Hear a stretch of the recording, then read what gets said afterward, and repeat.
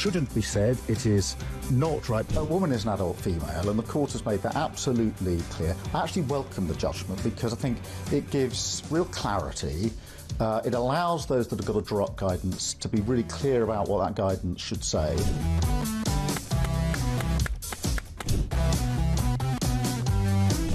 If you want to fight for Remain, vote Labour. Now, there are some who say we don't need Brexit to work. We need to reverse it. I couldn't disagree more.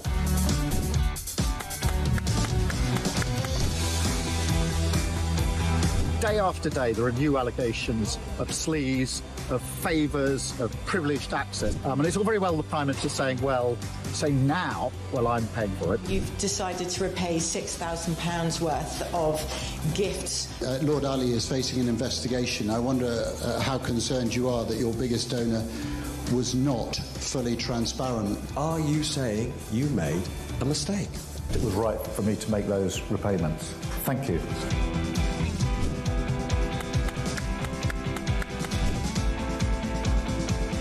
Of course, I wouldn't want Donald Trump round for dinner, but don't underestimate the danger to the world if Trump is re-elected this time around. I'm anti-Trump.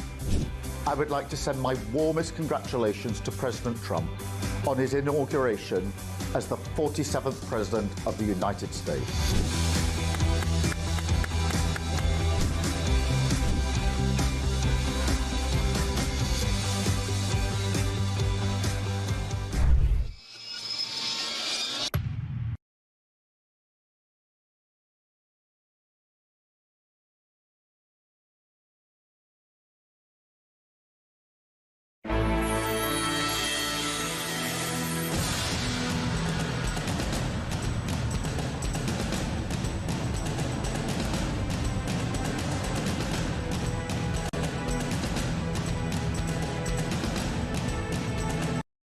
Across the UK, on DAB+, on your smart speaker, on your smart TV, and on your side. This is Talk.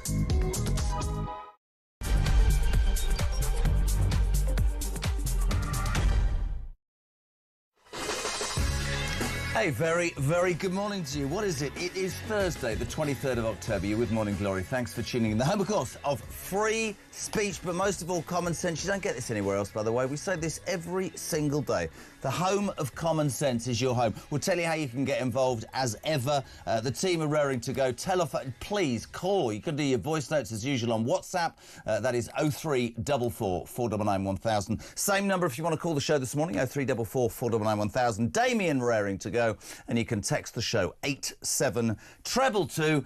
Start your message with the word talk. We need to get this on because so much in the papers dominated by, well, it's a great headline in the Mail. Good morning, Chloe Dobbs. Good morning. How are you? I'm good, thank you. I've got to hold this up. It's so brilliant. Le farce. Front and centre, my friends, of the Daily Mail. This is becoming the biggest farce ever, isn't it?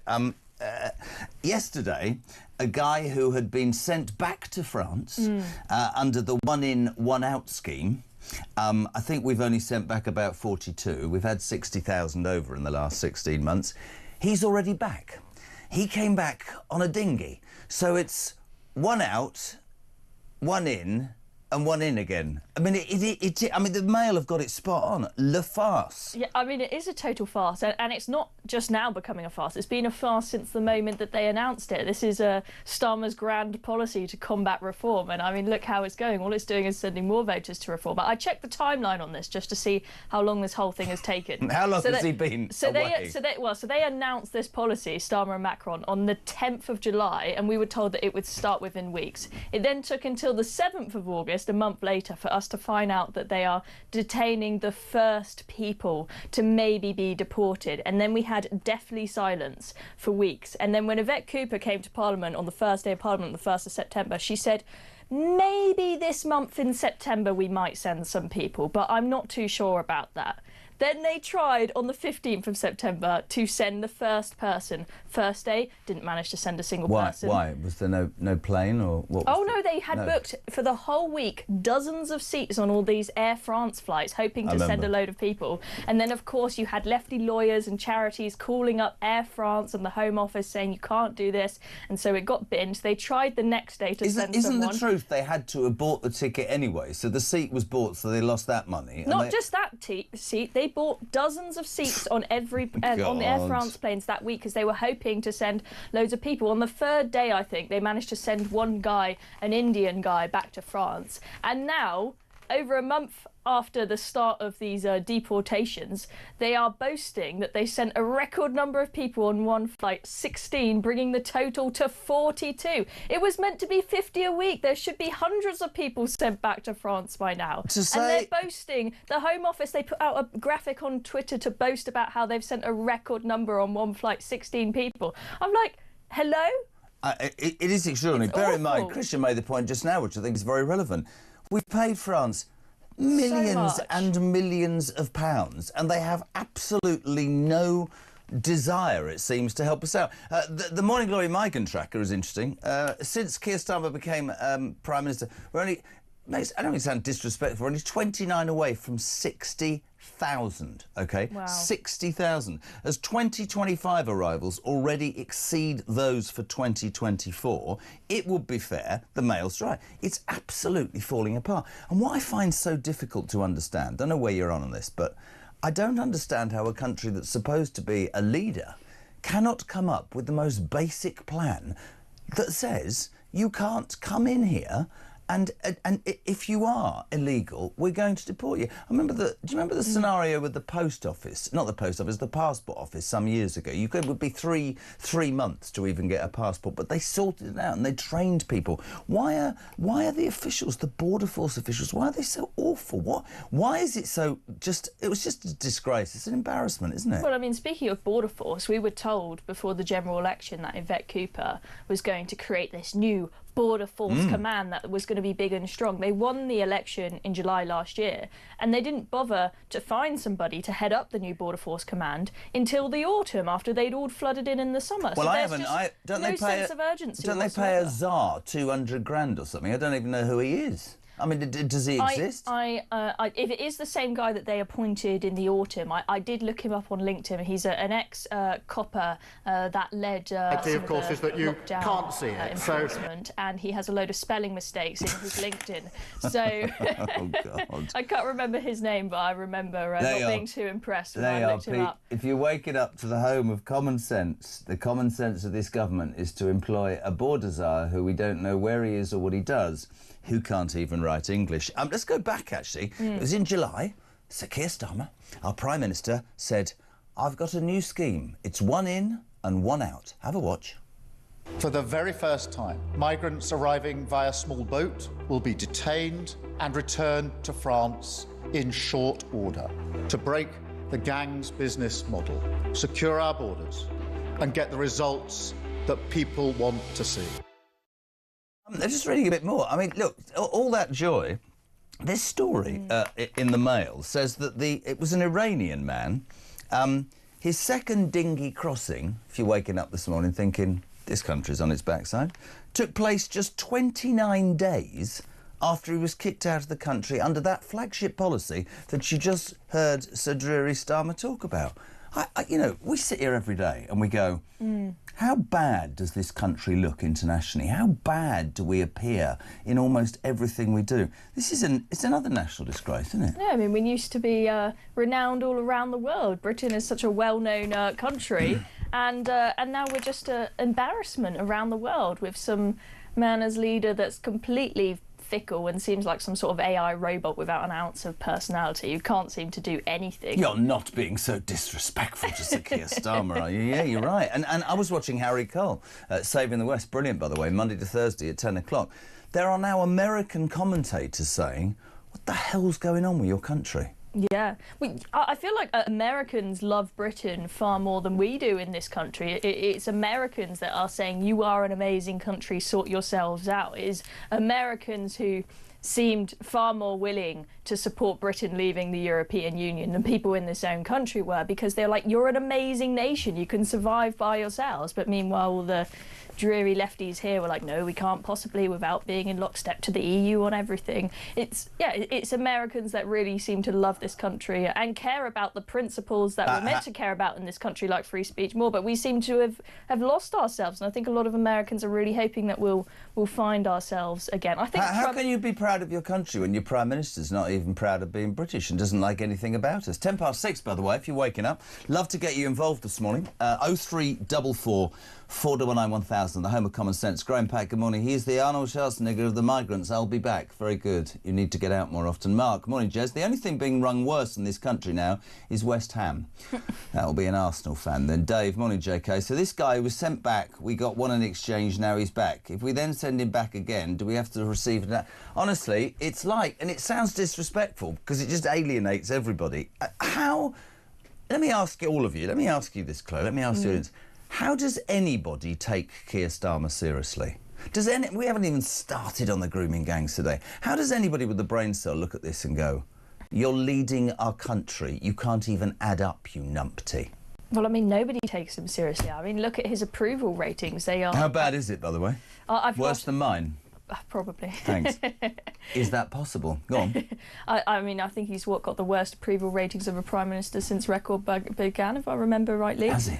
Yeah, Not I mean, surprising, it is absolutely dire, but it's not just the boats, it's literally every single area of policy where they can't seem to get anything right. And that was people's frustration with the Tories, is they felt like nothing was getting done. And a lot of people didn't really mind Labour coming into power because they thought, even if I don't completely agree with all their policies, at least they might do something. And we just haven't seen that in any area of policy. Really. I still to this day can't believe that this party that must have known for a good 2 years that they were going to be elected, and they talked, didn't they, about hitting the ground running and 100 days, and Sue Gray is sitting in wherever she's sitting, planning the first 100 days.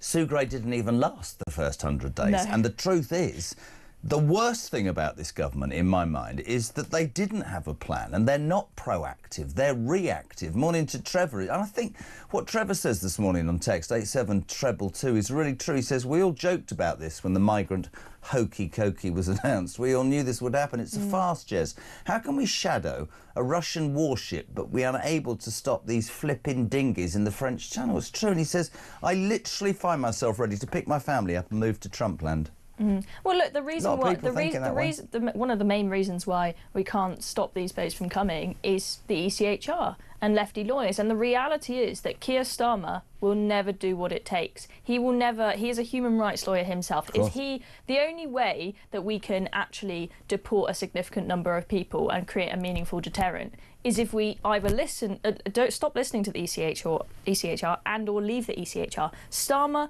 will never do that. He thinks that international law is sacrosanct, and so I just don't think until if and when we have a reform government in, I don't think anything will happen. Because this guy, he's clearly setting himself up for a human rights claim to say in the UK. Because if you read the exclusive he's done with The Guardian, he's talking about, you know, all the abuse and torture that he's suffered in France. And he talks... Sorry, can we just respect the people who are waking up slowly and thinking, I've got to drag my sorry backside to work again, or the kids have kept me up all night, or, I don't know, the usual stuff that we all deal with.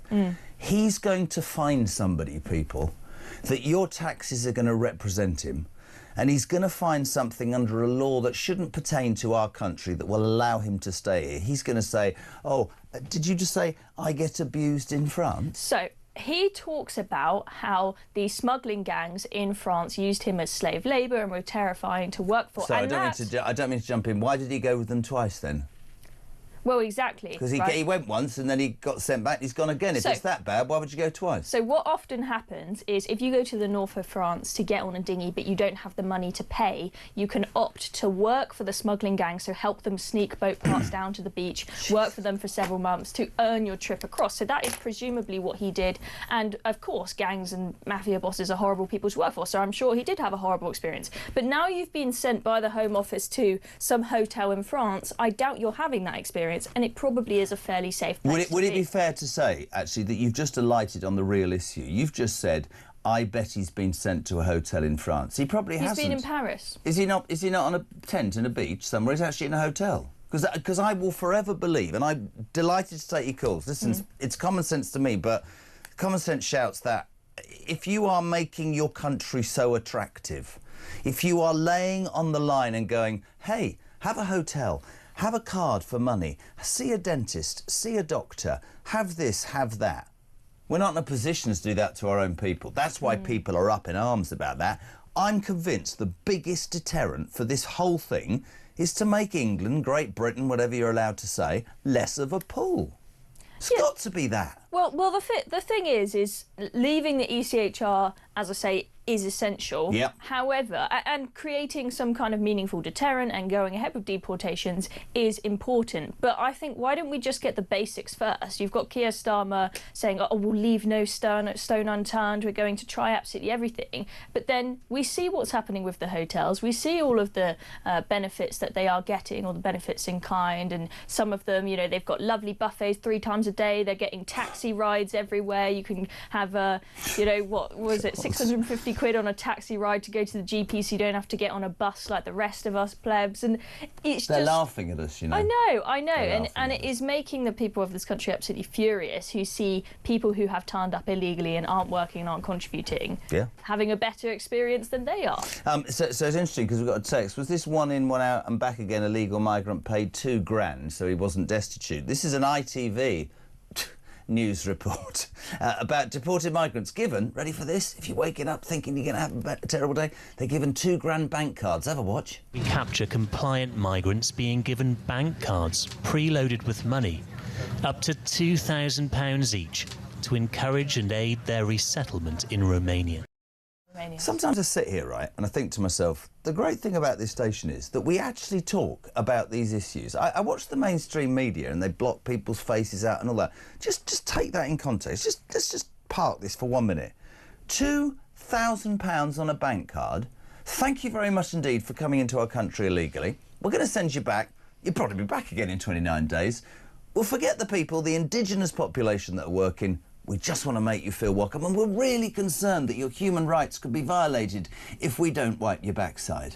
What's this country on? First of all, to clarify, I think those Romanians are people who have come here legally and have either overstayed or committed a crime or something. But still, they absolutely should not be given £2,000 to leave the country. And I think that Keir Starmer thinks that we're stupid when he stands up and says, oh, we're really tackling the migration problem. We've deported 35,000 people who shouldn't be here. When all of us know those are not people who came across on boats. They've only deported, 42 people that have come across on small boats. And these are people that you're paying £2,000 or £3,000 to leave the country, and most of the people that they have sent away are the ones who are the least of a threat or sponge to our society. It's like Vietnamese nail workers who have overstayed their visas. They're not really, you know... Vietnamese nail workers? Yes. That was, of the 35,000 people that were deported, that was, you know, one of the groups that you I don't know about you. I don't know if you're awake or you're raging or you're on the way to work. I like the Vietnamese doing my nails. They're not done at the moment. I don't wish to know about that. Le Farce, on the front of the Mail, love your response to this. I mean, you know, what does it say on the front? Yeah, front of the Sun. Come again. Seriously. Come again. We'll give you £2,000, then you can jump on a plane and disappear. 29 days, go home, give the money to your family and come back. We're a joke. We're a laughing stock. What do you make of this today? The main news story. 1 in, 1 out has reached just... It's the worst moment for Starmer and his deplorable government. A bloke who was given £2,000 to bugger off about 29 days ago as part of the scheme to prove that France, who's had 500 million, aren't taking the mickey, is already back, ladies and gentlemen. We don't know if he was given £2,000, but the Home Office have been very quiet about the terms of this policy, where they're going to be sent, what conditions they're going to be living in, are they going to be given any cash? Because I think they don't want us to know. Do you know there was a report that the Home Office, the Home Secretary admitted on Wednesday, Shabana, she said, the Home Office has been set up for failure. Throughout my time here at Talk, right, all I ever hear from people is that it doesn't work. It's not fit for purpose.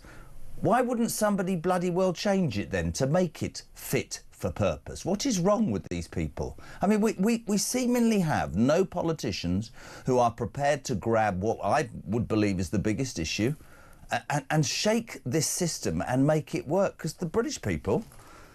They must be listening to this going, what in the name of God am I doing with my life? Well, I mean, the Home Office is a total shambles, and a lot of people have said for a long time... But you've just said it. Why don't we make it better? Less of a shambles. Well, I mean, Dominic Cummings wanted to rip up and sort out the civil service, and he didn't get anywhere. Rachel Reeves said about a year ago, I'm going to have a war on waste in the civil service. And, she also said, I'm not going to raise taxes, didn't she? Yeah, exactly. So that was another lie. I mean, maybe reform will be able to strip some of the idiots out of the civil service. But I think one of the problems with the Home Office, I mean, they say with civil servants, you can't have an opinion, you need to be neutral. But I do think it should be a requirement to work in a Home Office that you actually want people who shouldn't be here to be deported, because I think you've got a lot of activists in the Home Office that see it as their role to try and stop as many deportations I see as a similar. I'm going to make Christian smile. I see when I have this conversation, or people tell me about the Home Office is rammed full of civil servants who we pay for with our taxes, having deep-set activist political views which will lead them to not want to implement the policy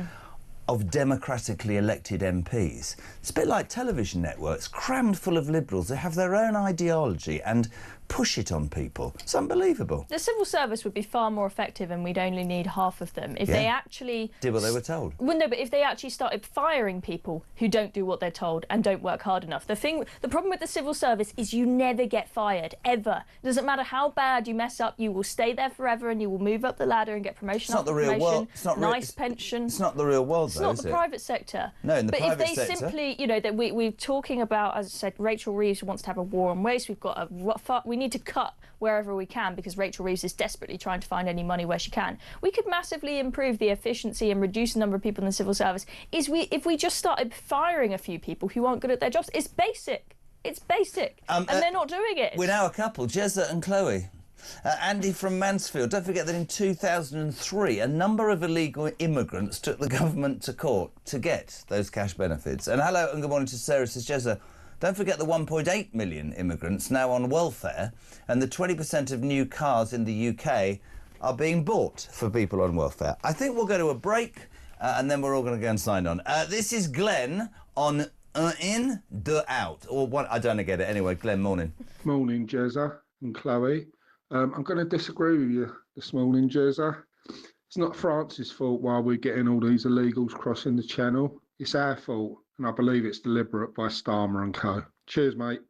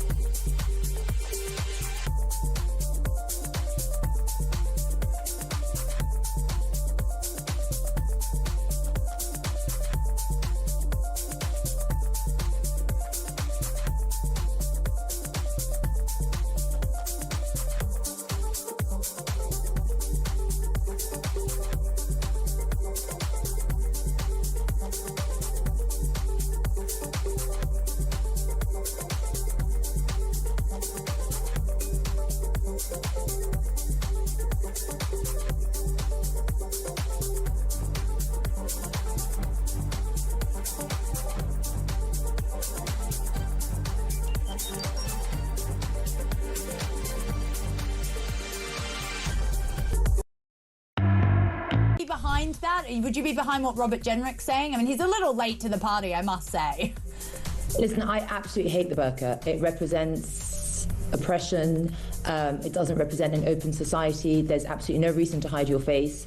And I would love to ban the burqa. I would love to ban all face coverings because there is a problem. If you're hiding your face, I don't know what you're up to. And it's very difficult to identify someone in a criminal matter if you can't identify their face.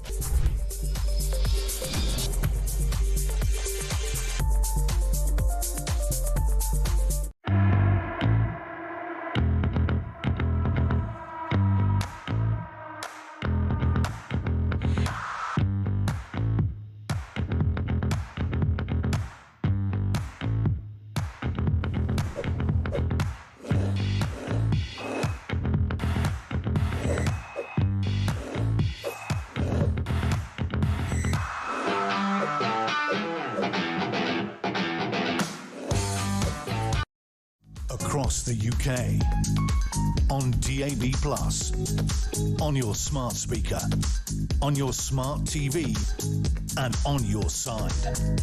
This is Talk. Morning, gang. Welcome back. 6:26. JK on Morning Glory on the day that the Mail sums up the United Kingdom, Le Farce. You remember Starmer stood up and said, we've got a new policy with France. We're going to send one out, and then they're going to send one in, one out. Yeah, we did that. We sent one. Well, we sent 42, actually. But one who did go the other day with his £2,000 on a credit card, thank you very much indeed, you're not entitled to be here, is Chloe Dobbs, already back. And as Christian said during the break, and many people have mentioned, right, the look of giving £2,000 on a card to an illegal immigrant who can garner the system and come and go, how do you ally that to, I know you've worked for 50 years, pensioners, thanks so much for everything you've done. We're taking away your winter fuel allowance. Thank you so much for serving 15 years across the world, lady, gentleman, whatever, in the Navy, in the Army, in the Air Force. You're going to have to live on the streets. It just rages me, man. It rages me. It's a total slap in the face. I mean, to clarify again, that footage of them giving £2,000 on the plane, that's different to the one in, one out policy. That's separate. We don't know if in the one in, one out policy they're being given any cash. Stinks. But regardless, the whole thing is a, le farce, as the Daily Mail calls it. I mean, absolutely spot on. On a day when the Prime Minister, well, any day that ends in Y, in our humble opinion with Keir Starmer, is a day that it all goes completely and utterly wrong. The other big news story, which is, I mean, front page of the Times, Jess Phillips, the safeguarding minister, is under intense pressure. I don't know, you might have seen her performance yesterday. Yes. She got very angry. But quite rightly, Kemi Badenoch has been attacking Starmer and his government because, as you know, they had to be dragged to this inquiry. Initially, it was going to be a local inquiry. There doesn't seem any enthusiasm to do what I would believe the entire country wants, which is a national inquiry into the most disgusting, disgraceful, heinous part of our history. That's me speaking. That young girls, young white girls in certain areas, but young girls are being systematically raped. They still are being raped. And institutions across this country, not just senior politicians, been going on for years, Chloe, right? The NHS, local politicians, local government, the police, education have been sweeping this under the carpet. And yet we have to say to our government, do we really have to tell you that you should do something about this? This is Kemi Badenoch yesterday tearing into Keir Starmer at PMQs. The government has created a toxic environment for survivors. They were looking for answers from the Prime Minister, and what they've heard is Labour MPs saying shame at their words. Yesterday, Mr. Speaker, the safeguarding minister said Elizabeth was wrong. Who should we believe? The Prime Minister's safeguarding minister or Elizabeth? And the reason that Kemi Badenoch was as indignant as she was is that this inquiry just shows no pace. Already 3 victims, possibly 4 now, have gone, we're not getting involved because we're having pressure put on us to say certain things. Jess Phillips, who made her name, and I know Jess Phillips, right, and I'm as amazed as anybody. The safeguarding minister, she got the job she always craved. It was always about, quite rightly, protecting women's rights and dealing with people who groom people and people who stalk people, has been a complete failure in this job, to the point where 2 possible chairmen or persons or whatever have said we're not doing the job, and I think up to 4 victims have gone, we don't trust this. And yet Starmer still, look at this as a response. This is Keir Starmer yesterday, still doing what he always does, not answering a bloody question. Have a watch. We owe it to them and to Fiona and to the country to answer the concerns that they have raised. The inquiry is not and will never be watered down. Its scope will not change. It will examine the ethnicity and religion of the offenders, and we will find the right person to chair the inquiry. I can tell the House today, Mr. Speaker, that Dame Louise Casey will now support the work of the inquiry, and it will get to the truth. Injustice will have no place to hide. I don't want to make this personal, right, but are you like me? When he speaks, there's nothing I believe that's authentic or that I buy. I don't even believe him when I listen to that. No, I never believe a word that the man says. With everything he says, I say I believe it when I see it, because I've been Labour, they've told lie after lie after lie. And Starmer, well, he's got the nickname Flip-Flop Starmer for a reason, right? Because he just goes whichever way the wind blows and changes his tune according to what he thinks is going to be best for the front pages. Ironically, he's not very good at getting the press any good front pages. I would go further with this, and I was saying this yesterday on the show. There's many things about this country that I love. There's quite a lot I don't love. This, to me, is... and it isn't being taken seriously enough. This is not just now, and I'm not absolving Starmer because he's dragging his feet. This is in the past. This is still going on, and I do not understand whether it's senior policemen, politicians. I've said this for days. I don't care who it is. I don't care how high or how low. How do you look yourself in the mirror and go, kids have been abused, and I'm sweeping it under the carpet? And I just want to say something this morning that really matters to me as a dad. I don't give a damn where you come from, the colour of your skin, your religion or your creed. I'm not interested. We know about the Rotherham deal, and it was British Pakistani men. That is a fact.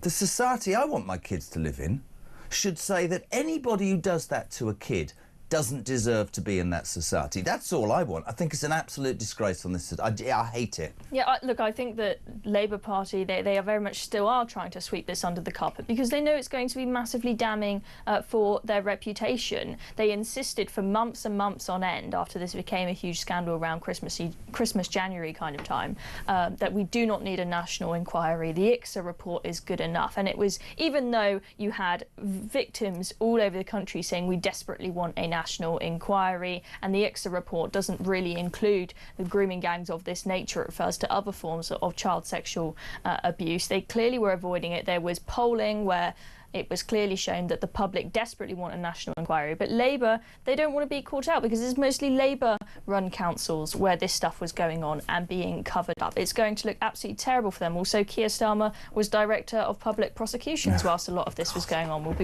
They'll be worried about dirt coming out on him. And Jess Phillips, it is very disappointing as someone who you would like to think is someone who's always been really, really passionate about abuse against women and girls, now seems to want to avoid facing this issue. And if you look at what happened in her seat at the general election last year, that might give you a hint as to why she Let's fill that in. She only won a seat by 693 votes, and the accusation to Labour, which does bring it to this point, and I completely agree with you, is that they have always been not dependent on, but a large part of their vote has been the Muslim vote. That's fine, that's always worked. But there are certain independent MPs who got elected in that Ayub Khan the other day, disgusting man, stood up, who stood purely on Gaza. They don't do anything other than talk about what's happening in Gaza. And there is a fear amongst Labour, I can definitely guarantee this, that, you know, many of the Conservative Party and lots of Labour supporters have gone to reform. The Green Party are surging under Zach, the breast enlarger Polanski. We'll talk about that later.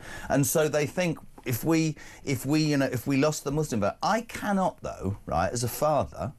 So you're going to put an 8-year-old girl who's being raped as less important than an MP getting elected. You don't deserve to. You do not deserve to be in the job that you're in. I always want to say to people like Starmer, when he's saying, "Oh, you know, those women in Epping, oh, you know, they're all far right," Move out of Downing Street, right? Move your family with your teenage daughter next to a migrant hotel and tell me whether you feel the same. It's disgusting. Yeah, they're completely out of touch. And I think you're right that they're very scared of losing the Muslim vote, especially now that we've got this Jeremy Corbyn, Zara Sultani, Your Party, or whatever they're calling Fruit it. and nut. Yeah, that's a good name for it. We've got the Green Party as well. And Jess Phillips, she nearly lost her seat to one of these pro-Gaza independent MPs. When the result was announced, she was heckled and shouted at by groups of men. And then when she was questioned on it, and it was asked, oh, was it Muslim men who were shouting and heckling you? She's like, oh, no, it's just men. It's got nothing to do with their religion whatsoever. And then when she's been asked questions about the grooming gangs, she just kind of avoids the overrepresentation of Pakistani men in the figures, and she says men of all cultures have a tendency to sexually assault girls. It's got nothing to do. Sorry. Just row back, right? Because it's not about the colour of your skin. All men have a tendency to what? She basically says it's men of all cultures that rape women and girls. I'm not saying all men, but men of all. She was basically saying it's the same across all cultures. No cultures are different. And then the women. She's clearly been avoiding the obvious. And you see this with so many feminists, right? If it doesn't suit, that they're always talking about women and girls and their rights and safety. And then when it doesn't suit their narrative, whether it's this or whether it's with issues with trans women, i.e. biological men going in women's spaces and causing sexual, they are dead silent about this. And I think sadly we're seeing this with Jess Phillips, and I think what was so infuriating for victims like Fiona Goddard yesterday is that she essentially called them liars at the dispatch box by saying that they'd essentially been spreading misinformation about the prospect of the inquiry being widened to look at various other forms of child sexual abuse, which would make it the same as the ICSA report. Kemi is absolutely right. You are taking the word of whatever the word you're taking from, over these victims. To me, it's a no-brainer. You just made the best point, and I love it. And I'm not going into details of the person I'm talking about, but I have long genuinely said, I like it when women have fought for women's rights, but those very, very, very liberal, feminist, left-wing women's rights people, and we know who they are, go completely silent when a migrant attacks a young girl on a Bournemouth beach and gets let to stay here because it's an aberration. What about the girl? It's completely silent about Epping, slaughters those women, doesn't defend those girls that are sexually assaulted, and exactly the same with this. Jess Phillips was a beacon to them. Stalking was this, making... Fine. What you're doing now, you don't give a damn because you're stuck between the... does my head in. Can I say morning? We're a couple. Morning, JK and Chloe.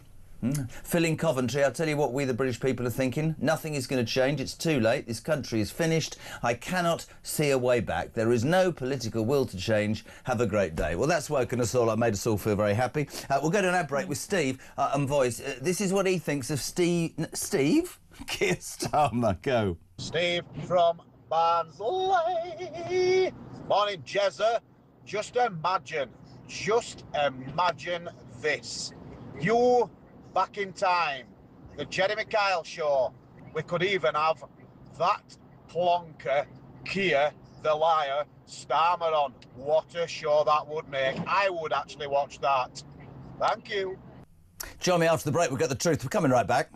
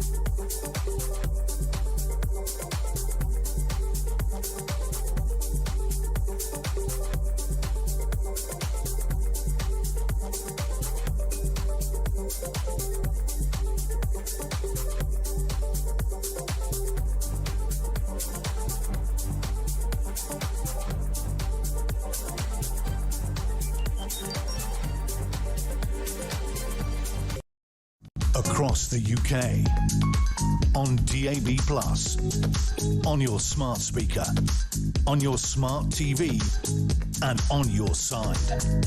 This is Talk. Welcome back. 19 minutes to 7 o'clock. We're live across the UK, the home of free speech and common sense. This is JK on Morning Glory with the amazing Chloe Dobbs. We've talked about Le Farce. Una in, una out, complete joke. Jess Phillips should go. The grooming gangs inquiry becomes the more nightmare farce every day for the government. The other big news story is Prince Andrew. I mean, you know, what a heinous human being he's turned out to be, but I think most people knew that. Andrew has been under pressure for as long as you can remember about the Epstein disaster, the island, the emails, the money, all sorts of things. The latest is he's living in Royal Lodge, which is in the grounds of Windsor Castle. It's a 31-bedroom crumbling mansion. God knows how he's been able to afford to stay there, but it's come out that he just doesn't pay any rent. He's only paid one electricity bill in about 21 years. Now, of course, they're all coming for him now, aren't they? Yesterday, Keir Starmer, yes, he stuck his head above the parapet. He backs an inquiry by MPs into Prince Andrew over Royal Lodge. There's only one person to speak to, and it's not you, Chloe Dobbs. I'm sorry to upset you. We have to go live to LA, to the legend that is she stayed up late for us? Kinsey Schofield, what time is it with you? It's 10:42, but I feel like Chloe should be involved in this conversation too. Be nice, JK. You've got like a parade of beautiful women on, like tough life. So, sorry, a parade of beautiful women. You've come on and called yourself beautiful. It's a bit egotistical at 20 to 7 in the morning. Kinsey is beautiful. You're all very beautiful. On a serious note, the reason I wanted to bring you on is because you tend to know a lot more than Chloe and I put together. It ain't going away for Prince Andrew, is it? It's just not going away. The latest is, apparently, William favours this. MPs are to debate if he can stay in Royal Lodge and how he's getting away with not paying it. But I will include Chloe, because she came out with the best question ever this morning. What did you say? So do any of the other royals pay rent? And I've just Googled it, and it seems like apparently not. So yeah. That's an interesting point. To be fair, we do understand that at the beginning, Prince Andrew paid a significant amount of money that was to go towards the upkeep of the home. Yep. But now the question is whether or not he can maintain that, whether or not he will continue to have any sort of income whatsoever, because everyone's cut him off. I mean, I'll be honest with you, JK, I did not expect Virginia Giuffre's book to rattle the royal family as much as it has, but the timing could not have been worse. Her revelations came just as the newly released emails confirmed that Andrew lied about his relationship with Jeffrey Epstein, and the result is a full-blown PR disaster for the royals. And it's difficult to see it resolving without Prince Andrew facing greater accountability, possibly even legal repercussions for some of these accusations about him trying to get information on Virginia Giuffre through his government, assigned bodyguards and security. Exile, to me, is really the only option when it comes to what the royals are capable of doing in this scenario. But it feels like people are really out for blood. It's really interesting, actually, Chloe. Both of you, I was reading about this earlier in the week, and the first thing that you brought up there was using a protection officer, part of the close protection unit that supports the royal family. The allegation is that he asked that person to get information or dig dirt on Virginia Giuffre. Gave them her social security number, her address, her name, her date of birth. That's a pretty disgusting thing to do. Do you know that the person who was in fact the protection officer, he actually now works for the royal family? Do you know that? He's still working. So that'll be an interesting one, whether they face up to that. In terms of... we should say there was no suggestion that the officer actually acted on the alleged request. I think they'd know that. I think that's absolutely right. The other thing that before we get to the House, Matt Wilkinson from The Sun said to me, for both of you earlier in the week, we talk about, he should be banished, he should be exiled, put him on a dinghy somewhere. But the truth of the matter is they're now all jumping up and down and going, what about his mental health, and has he got secrets? And you have to say this, he and Fergie are motivated by money. And I said to Kinsey the other day, if they go, there are television networks and newspapers that will pay a fortune. And I suspect the royal family, whatever they're saying, are also highly concerned, a bit along the Harry and Meghan lines, that those two as loose cannons would be almost unpalatable. Do you know what I mean? Yeah, I mean, that is one of the reasons why people have speculated why the King is flirting with the idea of being closer with Harry again, is just so that he can control them a little bit more, because there have been huge issues with not only their calendars clashing. When it was the Queen's birthday, Harry was out gallivanting, doing other things, but also from a press perspective. When they're close, they can control who are you talking to in the media, what exactly are you saying, whereas if they completely exile Harry, and in this case Prince Andrew, God knows what they're going to get up to. Well, I mean, that's the point, isn't it, Kins? If you cut somebody off and you take away everything they've got, you don't know what they're going to say and what they're going to do, and that's the point. And there's a part of me that thinks there must be other people, right, that are in trouble over Epstein, but it's almost as if this man, you get the feeling that Andrew has had this coming for a long time, and that this has been building up, and there's very little sympathy, is there? There's none at all, actually, to be honest, on this side of the pond. I mean, but why would there be sympathy if we're going to be honest with each other? Today, Andrew still possesses a mansion, a title by law. All of those titles and honors. You can't tell him he's not a prince, though, can you? That's the problem. That's a birthright. That's his birthright. That's his birthright. And according to reports here in the States, he's already planning his shooting season with friends, you know, at the other royal estates. So, I mean, really. But I want to defend the royal family for a second, because I've seen a lot of people be really ugly about the way that this has been handled. You know, I think that the King has been in a very difficult position. Prince Philip and Queen Elizabeth die. Of course, you're going to show empathy towards your siblings. They're mourning. Fergie has breast cancer. Of course, you're going to show sympathy towards your sibling. His ex-wife, who he lives with, his roommate, has breast cancer. Then the King has cancer. Catherine has cancer. This has been such a difficult time for the British royal family. I imagine they've been trying to show unity. I imagine there's been a lot of empathy and compassion along the way. And I sympathize for the King, who is in an impossible situation right now. I don't disagree. Unfortunately, maybe it's just the way of the world. Pressure's not going to go away. And I mean, I've read so many articles this week. You know, is Fergie going to turn on him and sell a story and sell him down the river? One thing's for sure about those two. Said this to Kinsey the other morning. They're both obsessed with money. He is the most entitled, deaf, and I mean that. He just doesn't. He still won't get it. This guy will still be confused as to why people are talking to him like this and treating him as he's an arrogant git, to be perfectly honest. I feel sorry for his daughters.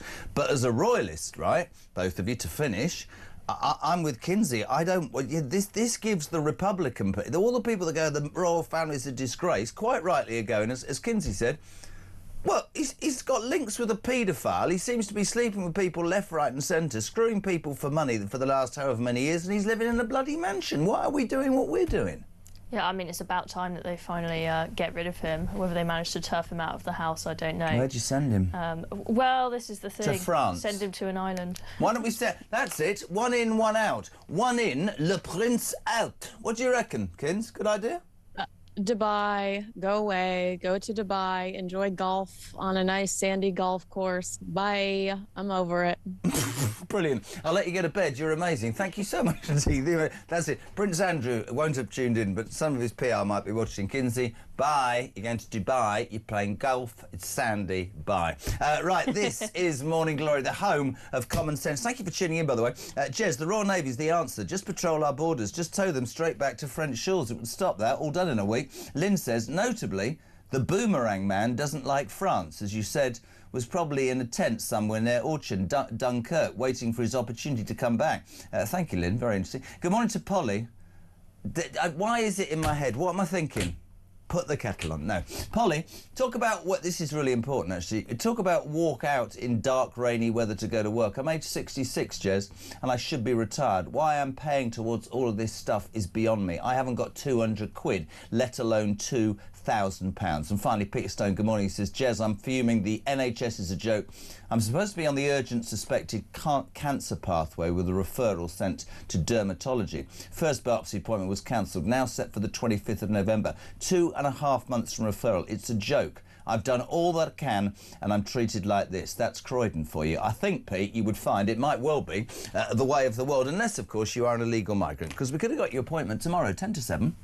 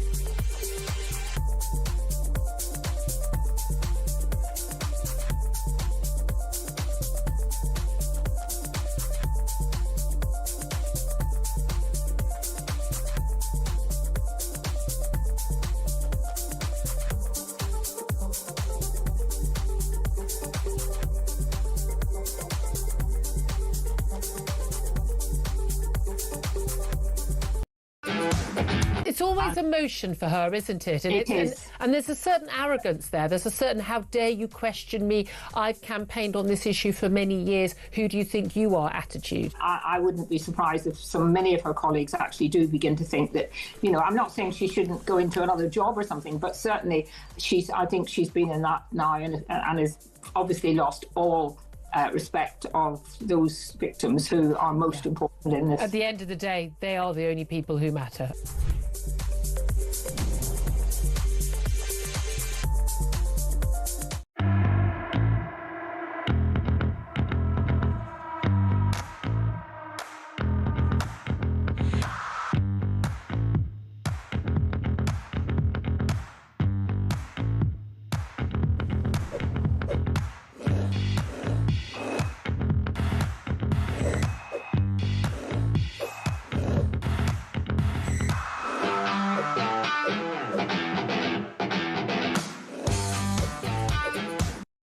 Across the UK, on DAB+, on your smart speaker, on your smart TV, and on your side. This is Talk. Welcome back to Morning Glory, JK till 10. Listen, we've done the Le Farce. We've talked about the grooming gangs. We've said that Prince Andrew needs to be banned somewhere in Dubai. This is brilliant. Page 9 of the Mail. The reason I'm doing this is, it's funny and makes me laugh. Being too Chloe Dobbs knows all about this.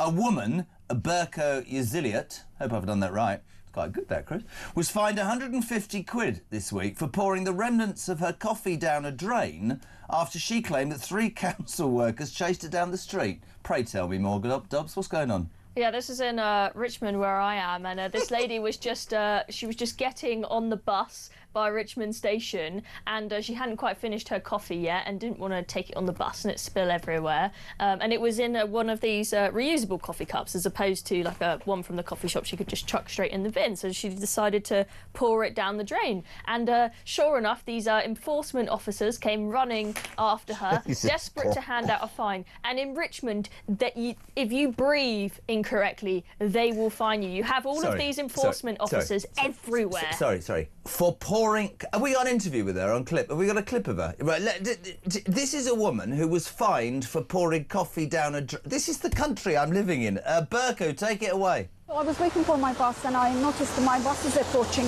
and I thought it would be ideal to get rid of the leftover coffee before I poured on the bus. So I just literally poured it leftover over there. As soon as I turned around, I noticed 3 men enforcement officers chasing me. It was quite intimidating. Sorry, just didn't pour it on somebody's head. She's been fined for doing that. I know. People Why? vomit on drains on nights out all the They time. might do in Richmond. They certainly don't do in London Bridge, that's for sure. They put a slug and lettuce in Richmond, which is a complete stain on the...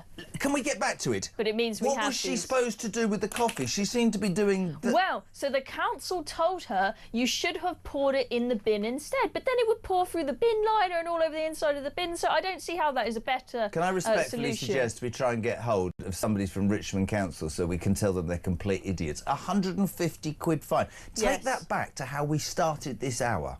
We're giving money to people to come here illegally.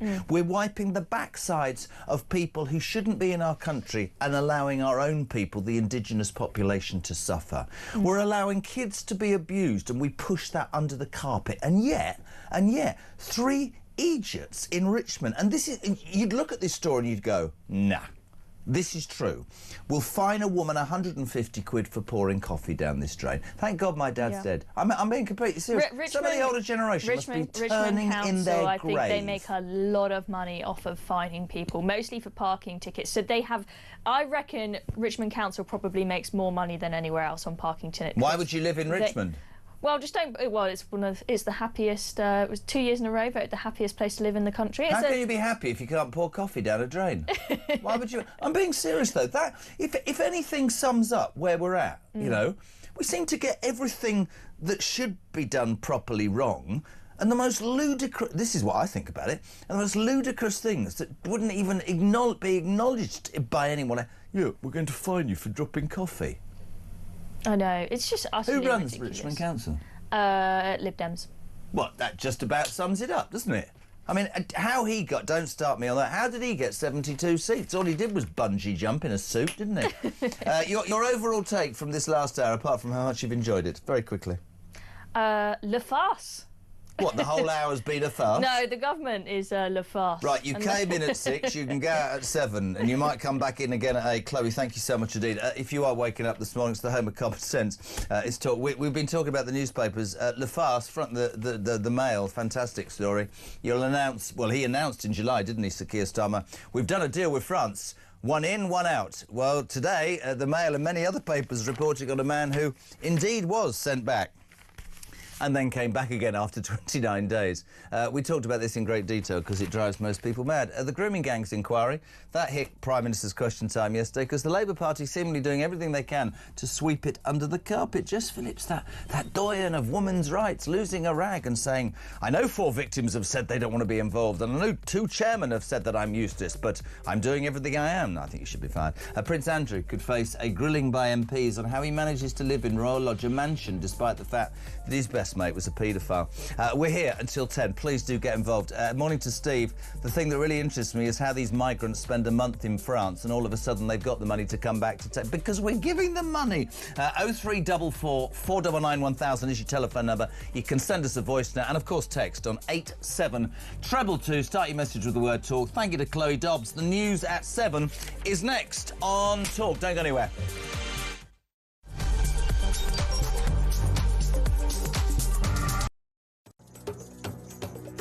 Do you think it's a racist policy? Well, I do think that it's a racist policy. I do think it's immoral. It needs to be called out for what it is. According to Keir Starmer, if you think young men that illegally cross the English Channel should be detained and deported, you're racist. In fact, if you even criticise any element of the immigration policies of the last 2 governments, you're racist. And yet the Home Secretary, Shubham Mahmood, tries to copy our policies. Patriotism, a force for good, is turning into something smaller, something more like ethno-nationalism, which struggles to accept that someone who looks like me and has a faith like mine can truly be English or British. Britain is being invaded. Thousands of fighting-age men from countries that despise Britain continue to arrive on our beaches. Our plan is the only appropriate response to a national security emergency.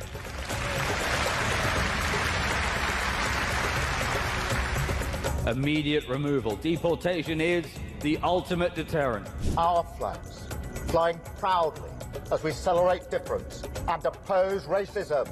Labour says these policies are racist and immoral, and by implication, Reform supporters, Reform voters, Reform sympathisers are racist too. Yes, if you think we should control our borders, you are, by the definition of the Prime Minister and his cabinet, all racists. We can all see that the country faces a choice, a defining choice. Britain stands at a fork in the road.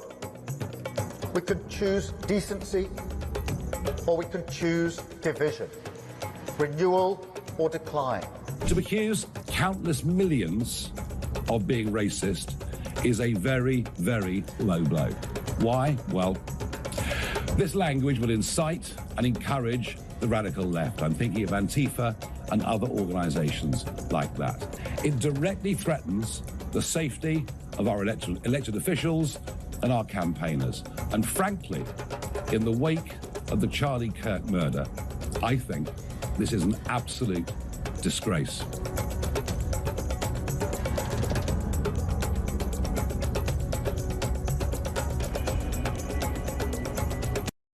Across the UK, on DAB+, on your smart speaker, on your smart TV, and on your side. This is Talk.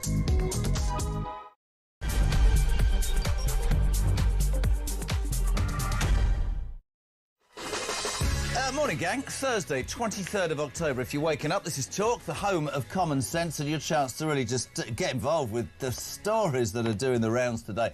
If you do want to be involved, as ever, Damien is looking the part. 0344 499 1000. You can send a voice note. Christian is ready to take them. And, of course, you can text 87222. We woke up to the story of Le Farce, Tom the Sun, come again.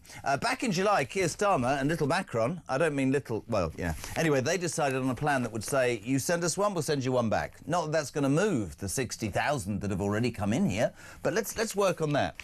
The story today is of a man who came here, was given everything, and then we decided to throw him out. He's back after 29 days. The Iranian man's second dinghy crossing took place just 29 days after he was kicked out of the country under Sir Keir Starmer's flagship boat policy, which is in the toilet and not working. Your thoughts on that? Well, Mark, what do you make of one in, one out, pal? Hi, Jez. Mark here from up in East Yorkshire. Love watching your show. Great stuff. Keep it going. This migrant is a farce. A total farce. Giving him £2,000 to go and then letting him come back. Disgusting. Brilliant. But that's right. And, like, if you are getting up this morning, we had that amazing text from the lady, 66, to walk through the dark or drive through the rain because it's horrendous this morning. You're thinking, why am I doing my stuff correctly and everybody else seems to be getting away with it? The other big news story is, of course, the grooming gangs inquiry. It's a national disgrace, isn't it? I said it already, that we seem to have to drag our government towards doing right by young girls who are raped. And somebody said, Jez, can we get this right? They're not grooming gangs, they're rape gangs. In the past, it's still happening now. And our government is stalling on having a national inquiry. Jess Phillips, the safeguarding minister, yesterday losing a rag at the dispatch box and basically saying 4 victims were lying. These victims have walked away from an inquiry. These are victims, abuse victims, saying we don't trust Jess Phillips. So have 2 people potentially to chair that organisation. Jess Phillips has been told by the victims, we'll only come back if you resign. Will Starmer sack her? No, because that wouldn't look good, would it? And Jess Phillips is all about women's rights. Well, stand up and be counted, Jess Phillips. You know what I'm talking about. 0344 499 1000. Let's get to it this hour. Loads to come, by the way, in the programme. Brendan O'Neill, chief political writer of Spike. Lovely to talk to you. Of a morning, me old son. How are you? Morning, Jeremy. I'm good, thank you. Oh, God. Well, welcome. I don't know where we start. Let's start with Le Farce. You and I have talked incessantly over the last months and years about how this country seems to be falling by the day.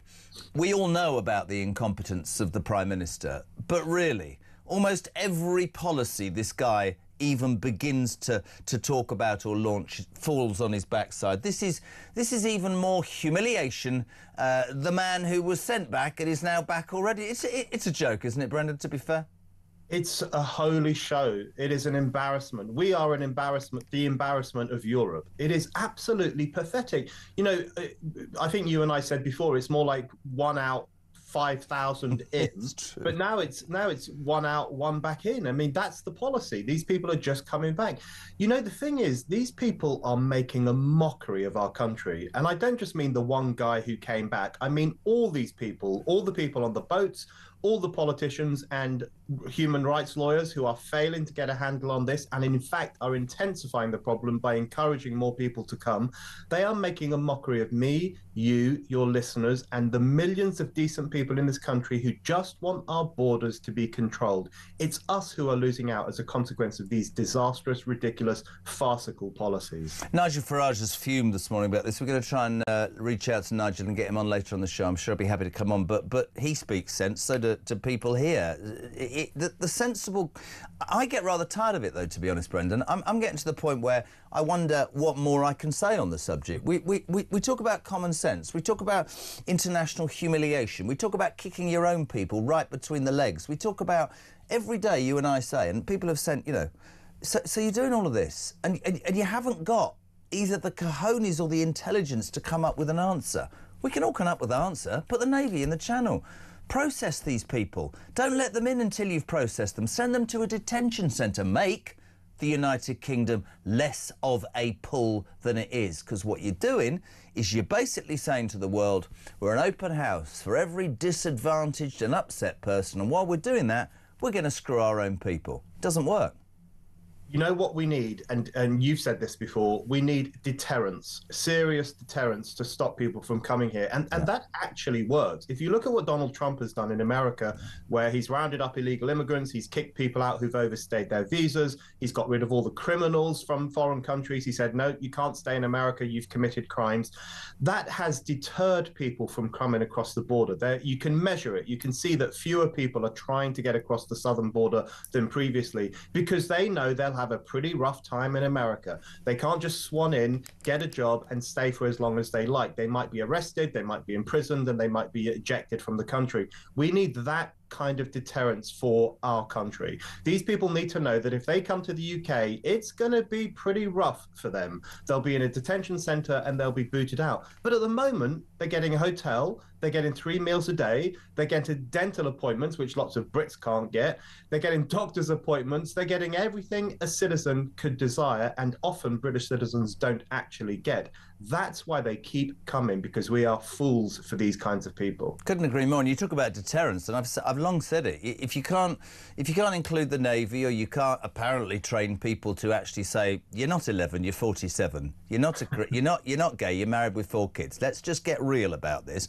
You talk about Trump. It's a really good analogy. You know, they always say, don't they, Donald Trump, oh, love him or hate him. He went to power by saying, I am going to do something about the southern border. 48% of America, oh, you can't do that. 52% said, go on then, show us. May, June and July last year, 370,000-ish, not specific that number, but less than 400,000, 370,000 people crossed the southern border. You know the answer to this because we talked about it the other day. The same 3 months this year, less than 500.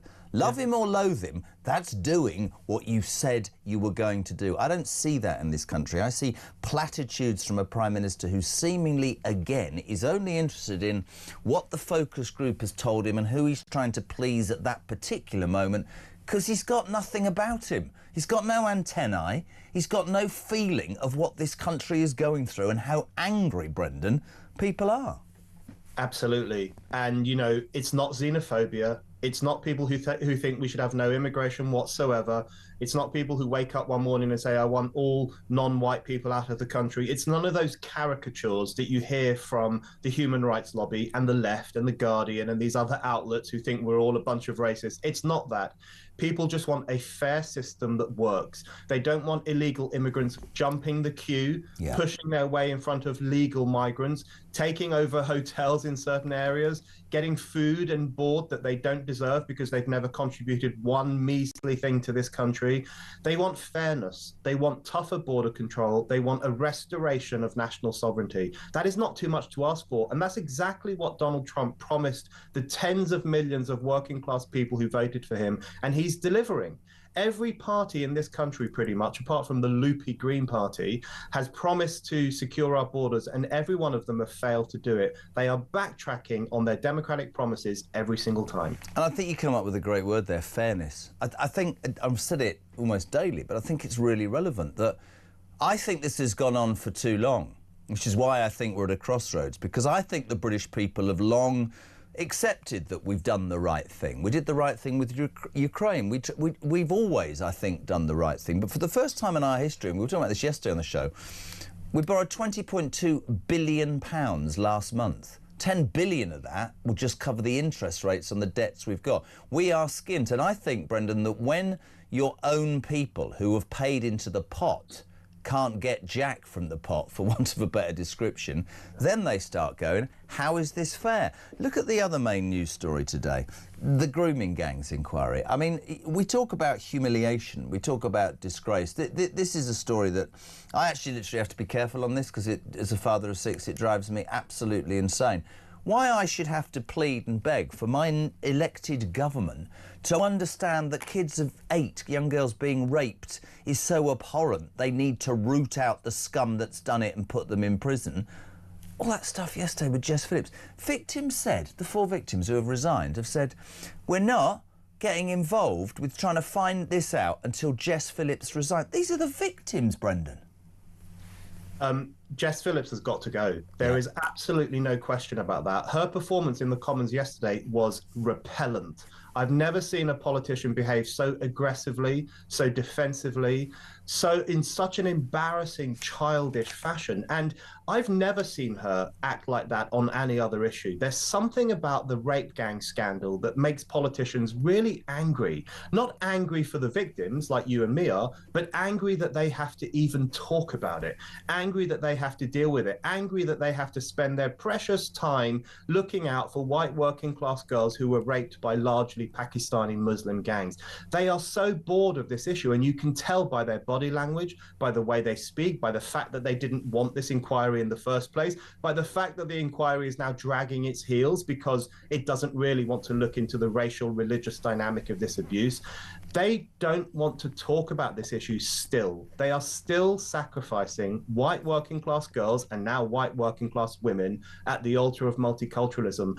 And the way Jess Phillips behaves, where she poses as some great warrior for women's rights and then looks down her nose at working class women who were victims, it's disgusting. I think there's so much I want to take from that, right?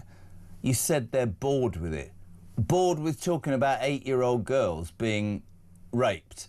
I pick you up on one thing, and only because, not pick you up, it's just how I see it. Yes, in Rotherham, it was British Pakistani men, and the police in Rotherham made a point of saying, we actually sort of not dragged our feet, but did this slower than we should have for fear of racial tension.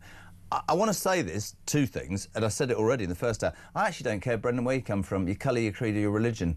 If you're going to rape an 8-year-old girl, you don't deserve liberty in any part of any society that I want my kids in. Sorry, that's how I see it. The second thing is we know entirely why this Labour government is dragging its feet, and Jess Phillips is living proof of this. In her seat in the general election, you know this, she only won by 693 votes. It was an absolutely close thing.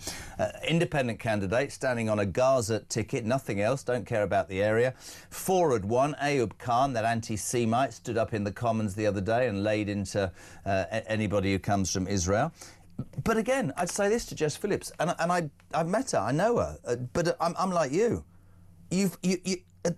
You're too frightened to do what you know is right for fear of what? Your own political agenda, or because you're concerned that you'll stir up trouble? I would gladly rather say I'm going to defend the rights of those 8-year-old innocent girls from working class families, some of them special needs. You can shove your job up your backside because I've got more about me than that. But you won't see it from this lot, because somebody once said to me, the thing about Labour politicians, the Tories like... I'm not going there. The Labour Party are obsessed with money and privilege and getting their noses in the trough, which is pretty bloody ironic when you consider how that Tory government was viewed at the end. I never thought it could become like this, but it's becoming a joke. You know, Jeremy, I'm so intrigued by the women we believe and the women we don't believe. And you'll remember during the Me Too era when Hollywood actresses said that men did things to them, the rallying cry was believe women, you have to believe all women.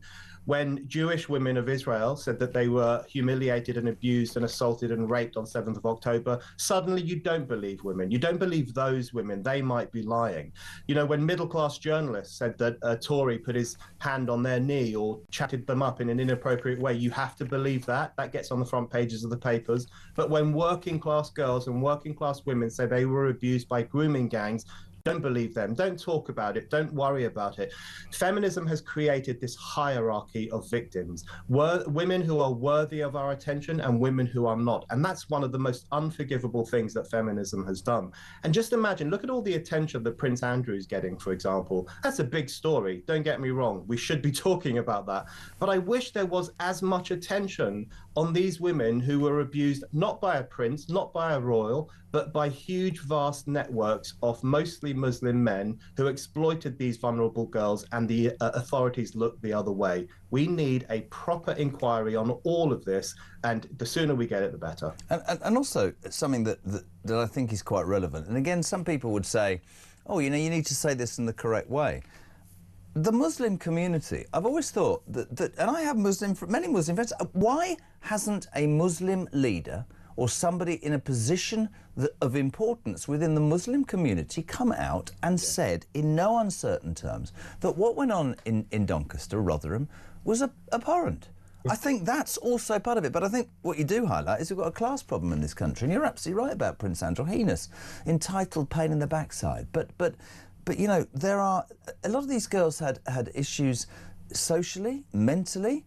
It's like...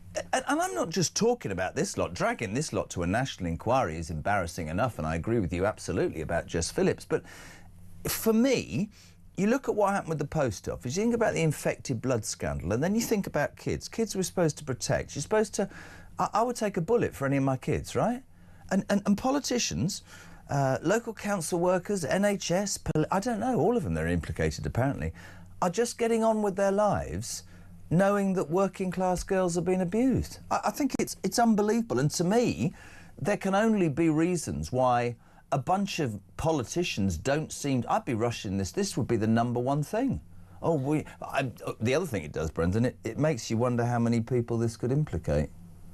Well, you know, when you say it's the #1 thing, millions of people will agree with you. As far as I'm concerned, it is the worst scandal of the post-war era. Yeah. Because what we're talking about is hundreds, in fact, thousands of largely vulnerable girls who were abused on an industrial scale. And one of the reasons that could happen is because the authorities looked the other way. The authorities knew it was taking place, but they didn't want to rock the boat. This is a heinous scandal of historic proportions, and we still can't get a blooming inquiry off the ground to look into why it happened and to make sure it never happens again.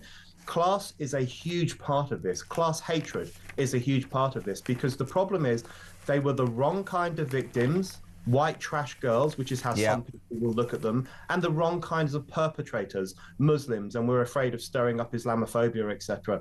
It was such a toxic combination, and the political class's failure to get to grips with it is an indictment of the whole lot of them. Just to completely agree with everything you said, and to just put it into context, when we finished with Chloe Dobbs, and it's a little bit light-hearted, but it just sums up how ludicrous this country is. On page 9 of the Mail today, a woman, Berko Yaziliot, a woman who lives in Richmond, was fined £150, Brendan, for pouring her coffee out of a reusable cup, which she didn't want to get rid of, and the bin wasn't there, down the drain. 3 local protection officers or government council workers, I nearly said another word beginning in W then, fined her 150 quid. You've got a government that won't do a rape gang inquiry. You've got a government that will allow illegal migrants into this country, and we're fining a woman for dropping coffee down a drain, man. It's bizarre. I mean, talk about jobs worths. It's a kind of... It's like 1984, but the comic version, the ridiculous version. You know, it's the Keystone Cops meets the Stasi. It's so pathetic and ridiculous. The thing that scares me about this story is that I've done that. I've poured drinks down drains because I thought that was a responsible thing to do. I hope no one knocks on my door now and arrests me. But one issue, of course, is that there are these local enforcement officers who actually get a bit of commission when they fine people, who actually have an incentive to go around looking for supposed antisocial behaviour and to issue on-the-spot fines. I think we should clear out all of those. Well, I'm going to jump in and tell you, because we've just had this through. Due to the bad publicity for their completely ludicrous madness, Richmond Council have now rescinded that fine and will apologise to the lady. But it makes you, we can't go on forever, but it does make you then wonder, all these jobsworths in all these councils imposing fines on, you know, well-meaning people. And they said to her at the time, right, you should have poured it in a bin. She thought, why would you want hot coffee in a bin? Ludicrous. Yeah. They've rescinded that fine. I'd love to know, by the way, this morning, examples of that across the UK. Any of your councils been fining you for breathing or letting off air in the... I don't know. Brendan, always a pleasure, my friend. Great to have you on. Brendan O'Neill, Chief Political Writer at Spiked on Morning Glory, 7:20. If you're waking up this morning, it's a farce. We let them in, they come back. We give them money, they still come back. That's not good. Prince Andrew, he's going to be thrown out of Royal Lodge. The grooming gang inquiry isn't going to work. And if you thought, OK, your Thursday couldn't get any worse, don't, whatever you do on the way to work, pour your coffee down a drain because you could be fined. Morning, Tony. Tony, Hampshire. How dare that woman pour coffee down the drain and dilute the sewage that they're putting into the Thames? I mean, what a cheek.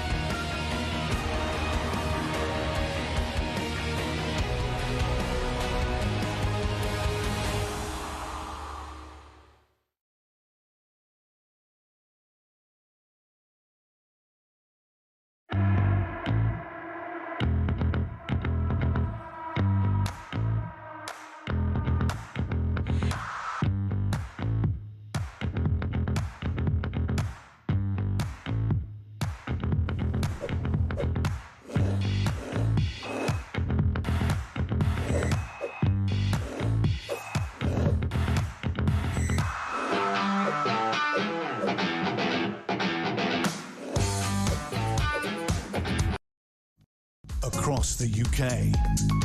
On DAB+, on your smart speaker, on your smart TV, and on your side. This is Talk. Welcome back. Very good morning. It is Morning Glory. Talk, the home of common sense. It's 7:26 on a Thursday morning. JK till 10. Please do get involved. Loads of you texting 87222. Morning, Jez. Doesn't anyone realise what happens to the boats once they land on UK shores? Because the boats have been seen being loaded onto British trucks and transported back to France to be used again. This is the case, says Rich from St Helens. We're just mad. Morning, Mike. No, it says, good morning, Mike. That's very good, isn't it? It's what it says. Mark here from Ellesmere Port. Good morning. Regarding the government's one-in, one-out debacle, this government gives illegal migrants £2,000 when they are deported.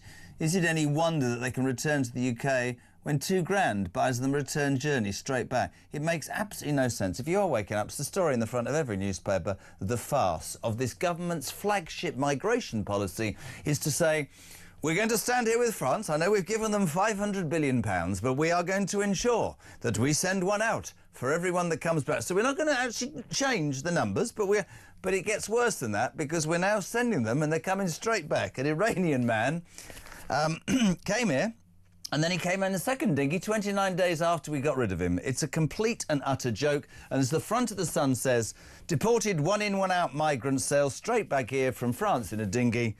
Come again. There we go. 0344 499 1000. We say very good morning to Lucy White, public policy specialist who knows all about migration. Lucy, good morning to you. We're a joke, aren't we? Fairly? Good morning, Jeremy. Yes, absolutely, we are a joke. But what's interesting is if you actually read the UK government statement, which they published on this UK-France treaty, and I'm going to read this so that everyone can hear this. They have written, anyone who tries to re-enter the UK, having already returned to France once, will be returned again as a matter of priority. So what this tells us is that when the UK signed this agreement, they could already foresee that migrants would try to re-enter. That's how ludicrous it is. It's at the very last paragraph of the government statement, which was released, I believe, on the 4th of August this year. So they know that the policy was set up to fail. They've included that in their statement. But yeah, so it's just ludicrous, isn't it? So not only does it prove that policy document, thank you for dragging that out, that's great, that they envisaged that it would be completely pointless, but it doesn't actually talk about a sanction that would apply in an even stronger way. So it doesn't actually say, and if you dared to come back again, we'll bar you and throw you in a foreign prison on, I don't know, whatever. It says it's going to happen. It doesn't... How is that, Lucy, any form of deterrent? Because I sit here and I think we are fast becoming a laughingstock. We are a laughingstock already. Everybody's laughing at us. The migrants, the French, the world. And we sit here paralysed by fear of upsetting people and their rights. And I always ask the same thing. What about the rights of British people that are going down the toilet because of this? It's not right, is it? No, of course it's not right. And the issue is it says that they will be returned as a matter of priority.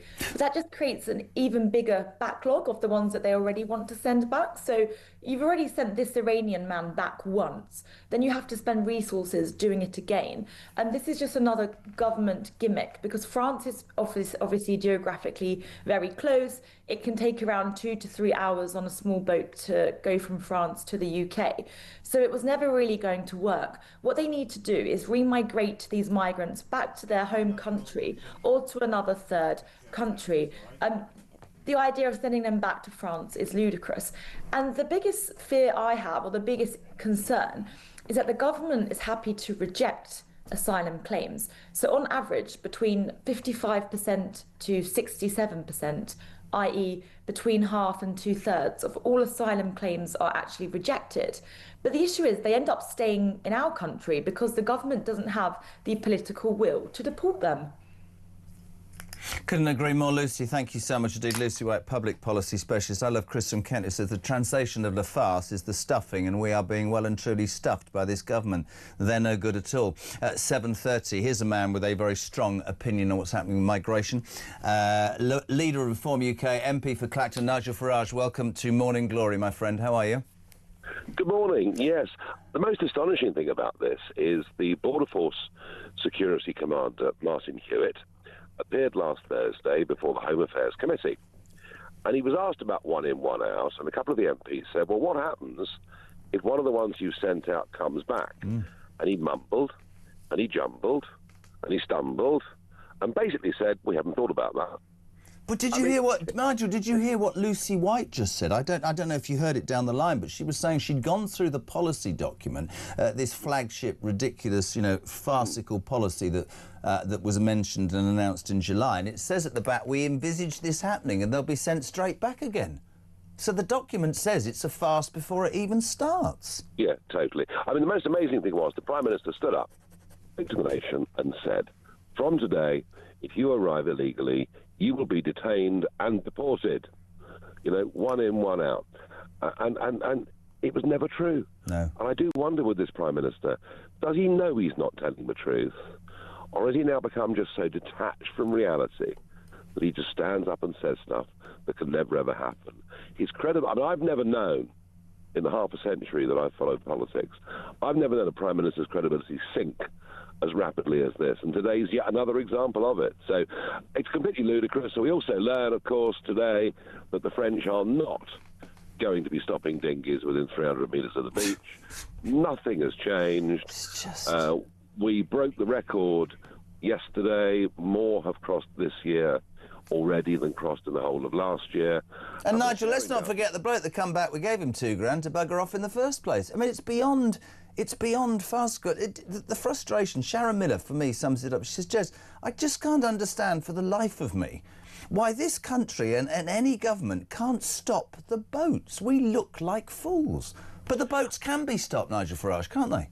Oh, yes. I mean, frankly, illegal immigrants are now just laughing at us, openly laughing at us.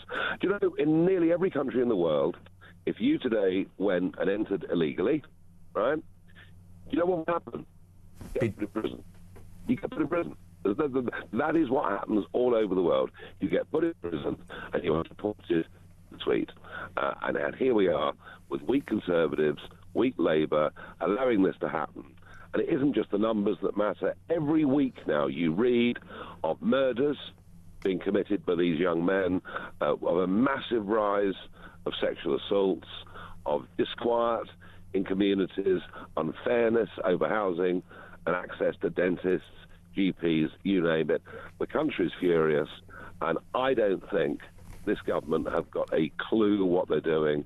And I can see this situation getting worse. And I think it may well be, this and the economy, the two things that will sink Labour in the polls to historic lows. You said something to me back at the Reform Party conference that you believe that this is just this situation cannot carry on for another 3.5 years. And you talked about Starmer and you said you can't work out whether he's just has no plan or he's just a liar. The whole lot of them, you look at them.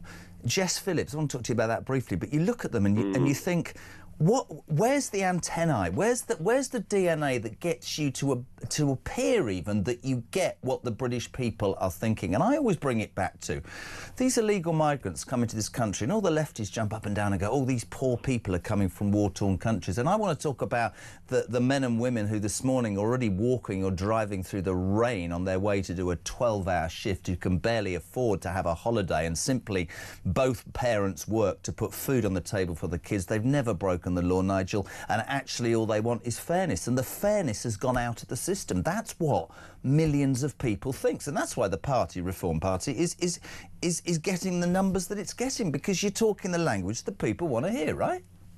Yeah, I think Westminster is more detached than it's ever been, even more detached than it was before the Brexit vote, which of course it didn't see coming.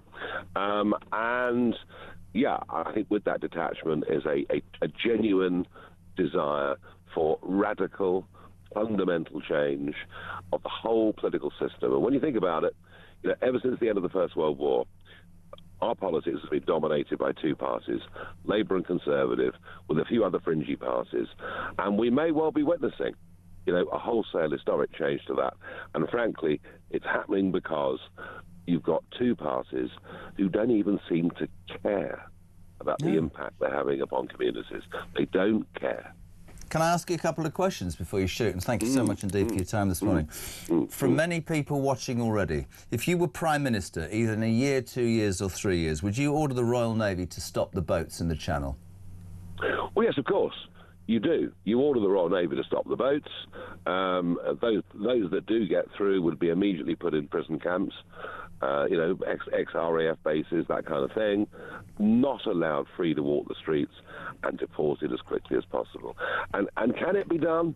Well, I tell you what, a man called Tony Abbott, who was the Australian Prime Minister, interviewed him in 2012, great man, in 2012, Tony stopped the votes. And something else that people don't know is that Albanese, the Labour government that came after Tony Abbott's, have kept that policy going in Australia because it works.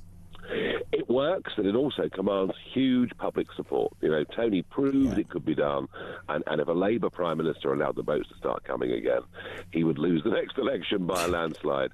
And all we get is stop the boats, Rwanda, which couldn't work because of the European Court of Human Rights, and this moronic smash the gangs, which never had a hope in hell. Couple of other questions, if I can. Robert Jenrick was on the show on Tuesday. He said, and I quote, "I would ban the burqa." That's one of those subjects that the Tories can't agree about. If you were Prime Minister, would you ban the burqa? Well, I think we need to look a bit more widely. I think this debate shouldn't be had just about the burqa. I mean, I have had 2 events in the last year at which masked Antifa protesters have turned up, committed violent acts against members of the public who were coming to events that I was doing, and of course they can't be recognised because they're wearing face coverings. So I think we need legislation that focuses more broadly but practically on face coverings. Culturally, when it comes to the burqa, there's about 20 countries that have now banned it, including lots of predominantly Muslim countries. So the answer is yes in a roundabout way, but it needs to be taken in its entirety. And finally, the other main news story today, which I think is probably the biggest stain on us as a society. You're a father, I'm a father. We watched Jess Phillips yesterday. We watched this government go from excuse to excuse not to have a national inquiry into the rape gangs. 4 victims have said, we're not getting involved unless Jess Phillips, who's putting pressure on us to go down a particular way, isn't involved. 2 potential chairmen have said we're not getting involved. If you were Prime Minister and you were looking at this, because I think it's deplorable, Nigel. I'm not bothered about your political persuasion or whatever level you are. 8-year-old girls, vulnerable girls being raped, and we as a society can't get to the bottom of this. Surely you'd do this on day one, wouldn't you? Yeah, I tell you something.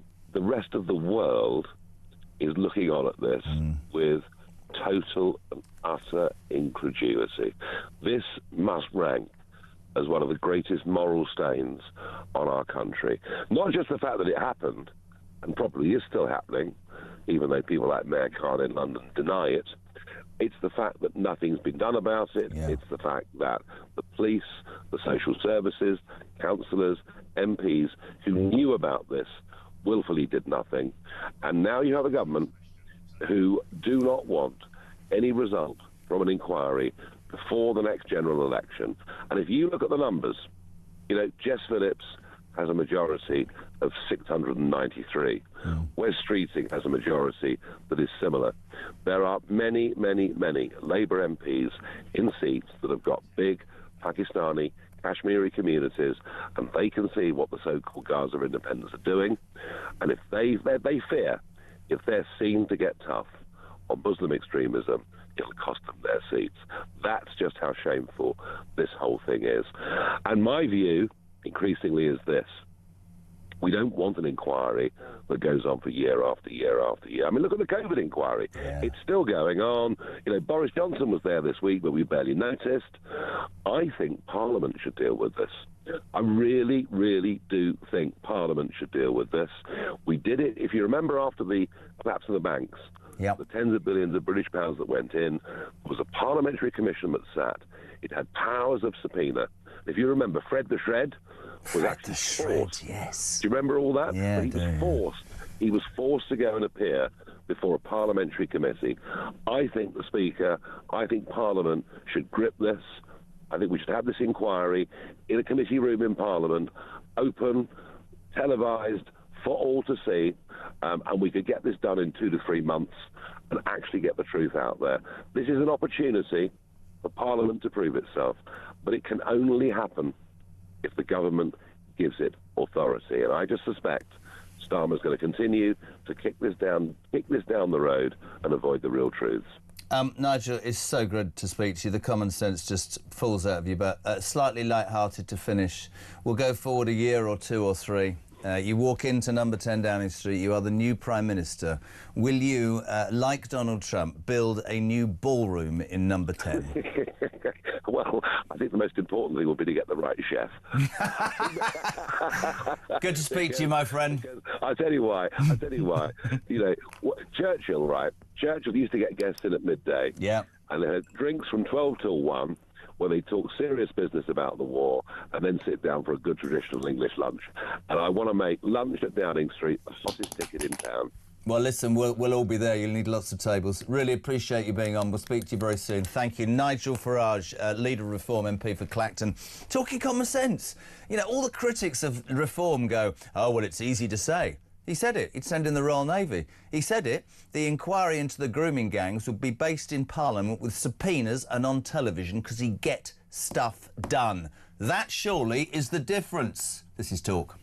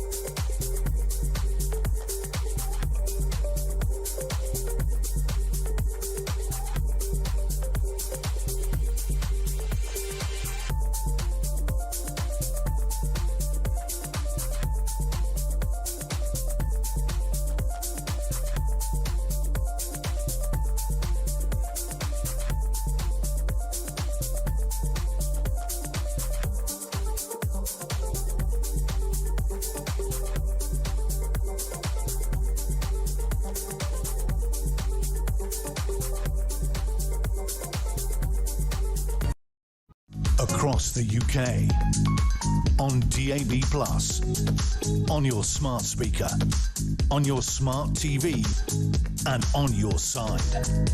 This is Talk. Good morning, welcome to Talk. It's Morning Glory, JK till 10, it's 7:45. Nigel Farage talking common sense there. I mean, literally common sense about the farce that is Keir Starmer's migrant boat crossing policy with the French in July. One in, one out. Well, one who was sent back's already back in with £2,000 in his pocket. It's barking mad. The debacle, the heinous crime of young 8-year-old and younger British girls being raped by British Pakistani men and other men. I've said it before and I'll say it again. All sorts of heinous things happen, but how we have to drag this government to a national inquiry, how we have to watch Jess Phillips on television making excuse after excuse and victims saying, we don't trust the bloody process. You heard Nigel Farage just say, I from day one, I put the Royal Navy, right? I'd stop the boats. Day one, I would insist that this inquiry was on a televised in Parliament. People were subpoenaed. If they don't turn up, they go to jail. He, of course, doesn't need to worry about losing a certain vote. All he's got to worry about is an establishment and all sorts of people who will come for reform over the next 3 years. But he says, I will make sure that I do it. What do you make of it? 0344 499 1000. Jez, the Royal Navy exists to protect our shores from invasion, as they did from the Spanish Armada. Why are they now refusing to carry out their duties, says Max in Somerset. Don't get me on the RNLI. It's like a taxi service. Morning, Jez. This whole awful government has been a farce from day one. You really couldn't make up some of the stuff they've come up with. The rape gang inquiry was always going to be a cover-up, as so many inquiries have been. This dreadful government have not made a success of anything. Jez, the illegal boats are easy to solve. The leverage we have is fishing licences. This is true. This is absolutely true. Revoke a fishing licence for every illegal boat that arrives on our side. I'll tell you what, let's go further. Let's revoke a fishing licence for every illegal migrant. I'd say that's 60,000. Are there 60,000? That's Kev Mears from Shopster. Keep them coming, 87222. Start your message with the word talk. I'm going to get this name wrong. My last question to Nigel Farage was centred on this amazing story. Donald Trump has decided to basically rip down the entire east wing of the White House to make way for his $300 million ballroom. We've got a clip on this. Here we go. Donald, take it away, son. Nobody's actually seen anything quite like it. I think it'll be one of the great ballrooms anywhere in the world. It's about $300 million. It's set to do many, many things, including meetings of foreign leaders, including the honoring of foreign leaders. You can see this. This is a plan. If it's got tables so that you honor a foreign leader, we have a proper space. Right now, we have a space that with tables holds about 79 people. And this is a proper kind of a thing. Now, what the White House was doing, as you know, is they were putting tents out on the lawn. This is an interior shot of the ballroom. I think there'll be nothing like it. And it's being paid for 100% by me and some friends of mine, donors to it. The government's paying absolutely nothing. I'm sorry, I love this. He's so rich and so lacking in being bothered about anybody. I'm tearing down the East Wing. I'm building a ballroom. I'm going to pay for it. It's going to be my legacy. We're only looking after people in tents. And I asked Nigel Farage, and he goes, Jez, when I get to 10 Downing Street, I just want a chef that'll cook decent lunches. Jeff Pujula. I hope I've got that right. If I haven't, I've no idea. A reporter on Northwest Radio in Seattle. Jeff, give me a proper name. I'm so sorry, my friend. How do I say it? Pojla. It's Pojla, and that's the Finnish heritage in me. Ah, Finnish, sir. Well done, Pojla. Welcome to the show. Hillary Clinton's got her knickers in a twist. She's waded into the White House construction debate. He's going to demolish the... What has she said? I can't even read what she said. It's not his house, it's your house, and he's destroying it. Brilliant. It's not his house, it's your house. I love the appointment where he goes, I'm going to pay for it. It's going to stay there. People shouldn't have dinner in tents. What's the US people's view then, Jeff? Well, as with anything Donald Trump, the view on what he's doing tends to fall along party lines. Republicans like what he's doing, Democrats not so much, and the independents are just kind of scratching their heads stuck in the middle. The big question, though, is really who is going to pay for this. The list of donors hasn't been released by the White House or by the office of the president. But through some of my colleagues at ABC News that have been reporting, we're learning that a lot of the money is coming from the tech sector. You've got Amazon, Meta, some of the crypto exchanges are donating a lot of money. Interestingly enough, a lot of these companies that are donating money to this ballroom that the president wants to build are also up for big contracts with the federal government or have just recently signed a contract with the federal government. So there's a lot of questions about this kind of looks Come on, Jeff. Come on, Jeff. Come on, Jeff. ABC fake news, Jeff. Come on, ABC fake news. I work for them, so I can't really say that. So. Do you know what's extraordinary from this side of the pond? I mean, our country's on its backside. Is you have this man, and you know, love him or loathe him, he tends to do something that I think a majority of Brits would love, which is he does what he says he's going to do, and he seemingly has absolutely no filter and doesn't care. Monday I'll sort out a war. Tuesday I'll pay for a $300 million or not ballroom in the White House. And you can almost hear the tears and the cries of horror from the Democrats and all the Clintons and everybody. Just doesn't care. Just keeps going, doesn't he, Jeff? Well, he certainly, on the surface, he doesn't care. But what he does care about is his image and his legacy. Yeah. And I think that's what this ballroom is about. You know, this is not something new to the American presidency. You've had every president put their mark on the White House over the years. Truman added the balcony on the mansion. You have the Eisenhower putting green. But most of them, as the two examples I just gave, are relatively small. But a $300 million ballroom that replaces the entire east wing of the White House, that's something on a completely different scale. It's extraordinary. And just very quickly, not on Donald Trump's new ballroom, because I think that's great. As an American, when you look at the United Kingdom, which is going through awful times by anybody's standards, we feel humiliated in many ways. Do the American people have sympathy for what we're going through right now? You know, it's hard to say. I think most Americans, and as speaking as an American, it pains me to say this, don't really have a whole lot of an idea of what's going on in their own country, let alone towards global affairs. Yeah. I mean, you ask any average American citizen, they couldn't name who their representative is in Congress. I'm sure you have a similar things with your MPs and the public in the UK. But whether or not they're paying attention to the news here at home is a question. So if they're paying attention to news from abroad, probably not. Listen, great to have you on, Jeff. Really, really appreciate it. Thank you for your time. Reaction to the story that Donald Trump, to create a legacy, most people build a balcony. He's tearing down the entire east wing of the White House and building a £300 million ballroom. All the people are going, this is outrageous, I'll pay for it myself. Nigel Farage was just on the show. I said, would you build one if you got onto number 10? He went, Jez, I just want a chef that'll do me a decent lunch. This is Talk.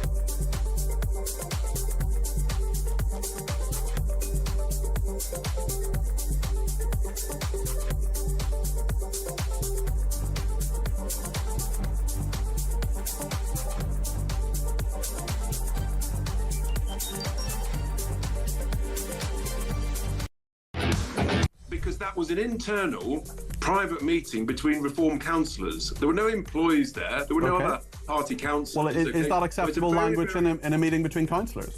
It's a very important distinction when we're under scrutiny from the likes of your good selves to perform to achieve. Happy to clarify that point. Is it acceptable language? Of course. Look, I've been in many board meetings. We're taking a very business-like approach to this. We're under pressure. It's not business-like to tell someone to effing suck it up, is it?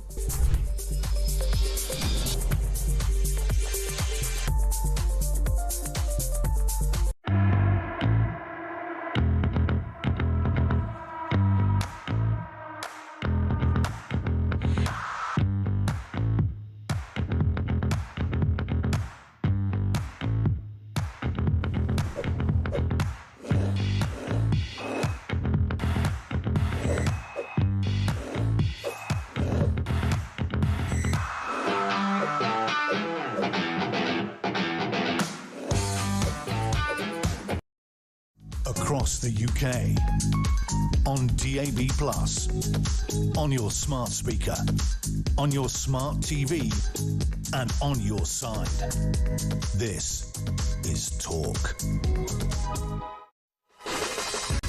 Good morning, it's Thursday. If you are waking up and you are heading out to work, either stood, I don't know, maybe you're stood at a bus stop or you're in the car, we're being battered by Storm Benjamin. There's the thought. We're being battered by Benjamin on a Thursday morning. 0344 499 1000. Morning, Jez. If we're giving illegal migrants £2,000, this is the story in the front of the Mail, by the way. Le Farce.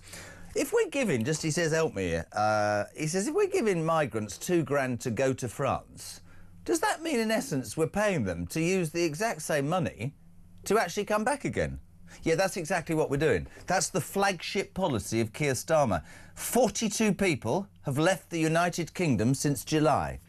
60,000 have come in 15 months. We can't even keep the figure level now, even at 1 in, 1 out. It wasn't going to move from 60 grand. He's so useless at maths and policy in general, right?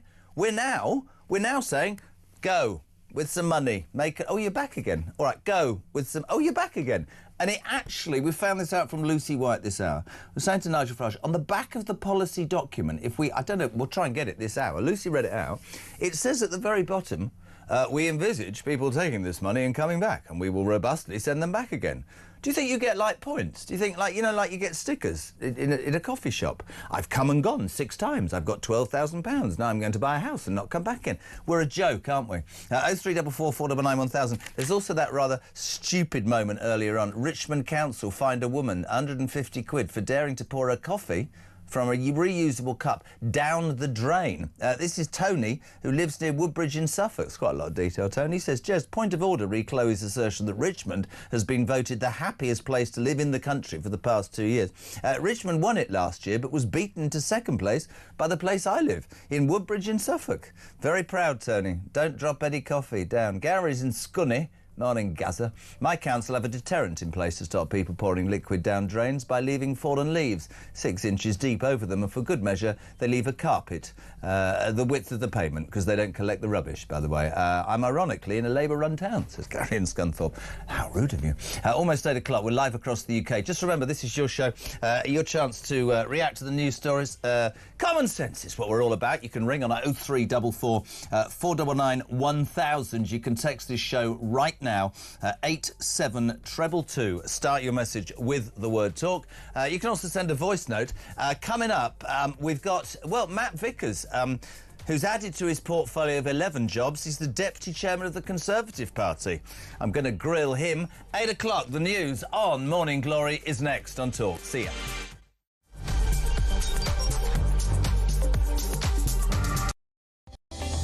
Libya has become a major transit route for refugees, and many of them come through Libya dreaming of getting to the UK. Those asylum seekers or economic migrants who make it to the UK have a 99% chance of being given leave to remain.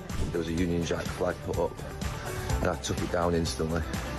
And some people might be watching this and thinking, well, Gary, you're not very patriotic. No, he's a thick footballer, isn't it, to be clear? I don't think he's thick. Well, no, he's not I think thick. He is. No, I think he's thick on the basis that he sees it through that lens that somehow... But don't forget, he's talking about the context of the murders in that Manchester synagogue. Yeah. The other enablers are the people who say don't talk about grooming gangs because we want to have a more community cohesion. I suggest that, there are certain Garys in the commentariat that might have headed the ball a bit too much in their careers. Well, I had the misfortune to sit through the entire Keir Starmer. So did I. When was the last time that you heard Nigel Farage say anything positive about Britain's future? He can't. He doesn't like Britain, doesn't believe in Britain, wants you to doubt it just as much as he does. I don't know about you, I'm still kind of absorbing the kind of full content of that extraordinary speech. And I was still digesting it when up pops Nigel Farage with an absolutely extraordinary comeback. Labour says these policies are racist and immoral. Yes, if you think we should control our borders, you are, by the definition of the Prime Minister and his cabinet, all racists. United Kingdom. Where's the United Kingdom? Behind you. Where? Oh, I'm here. Oh, there you are. Very good. Oh, Keir's coming forward. It all came in like 20-minute notice. Oh, he's come up to speak and Trump and we have sent so him many away. others, and just so many others. And it's such a compliment to what we're doing, because what we've done is something very unique and very special. So it's perhaps the wealthiest and most powerful. Right, group cut of him now. nations Cut ever. that. Just stop Trump now. I had to wait for that, people.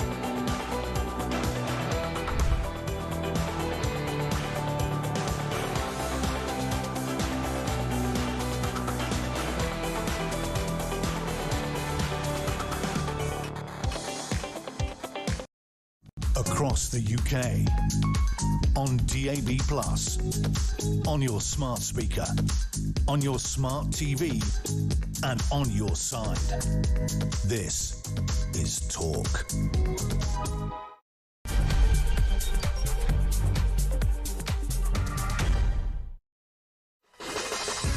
Actually, let me just put this absolutely straight for you. Storm Benjamin is battering the United Kingdom this morning. If you are in a car, be careful. Strong winds, rain and whatever. Morning to Ant. Is it him? Is it the bigger one? No. He says if there was a Storm Jeremy, it would go on and on and on for ages and it would never, ever back down, and it would keep coming back for more. Yeah, welcome to Morning Glory. What is it, 3 minutes past 8? You are waking up, or maybe you're on the go, to some extraordinary stories this morning. Front of the Mail, Le Farce, ladies and gentlemen, that's my only French impression. The flagship policy of Sir Keir Starmer, announced in July. Have we got that clip of him announcing it? This is brilliant. This is Sir Keir Starmer with Macron saying, I am going to change the problem with migration. I know that 60,000 people have come into this country illegally, but I've got a new idea and it's called one in, one out. Have a watch.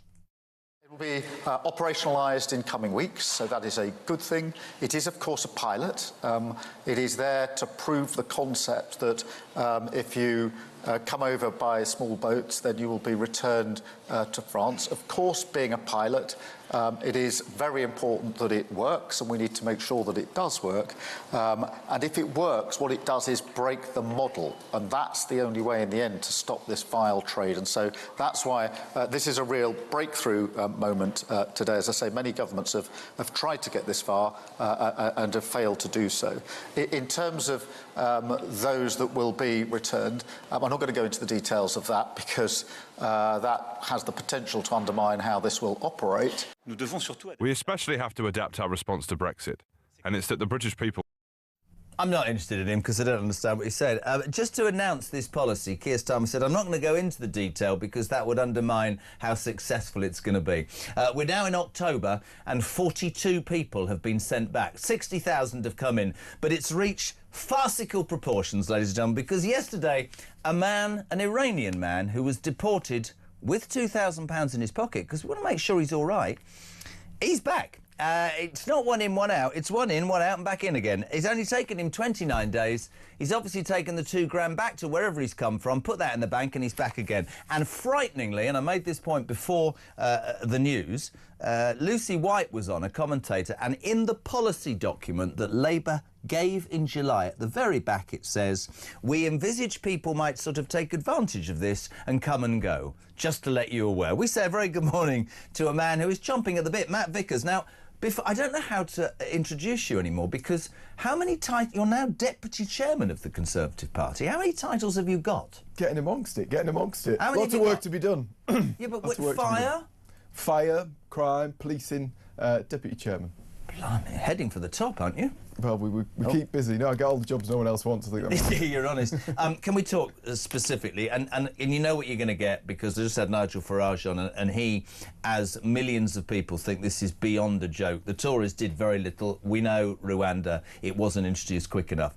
How farcical, how humiliating, how embarrassing for the United Kingdom that people can come and go. It's going to be a money trip. I mean, you're smiling, but I honestly, for the people listening to this who are struggling to get to work or are struggling to pay their bills, they're just looking at their radios or TVs and going, this government is taking the mickey out of us. The boomerang scheme is utterly shambolic. And the reality is, I don't know if the guy's going to get more cash to go back again. Do you know, it might be, people kept doing the booze run, didn't they, when they'd go and buy booze and try and shuffle it across and get...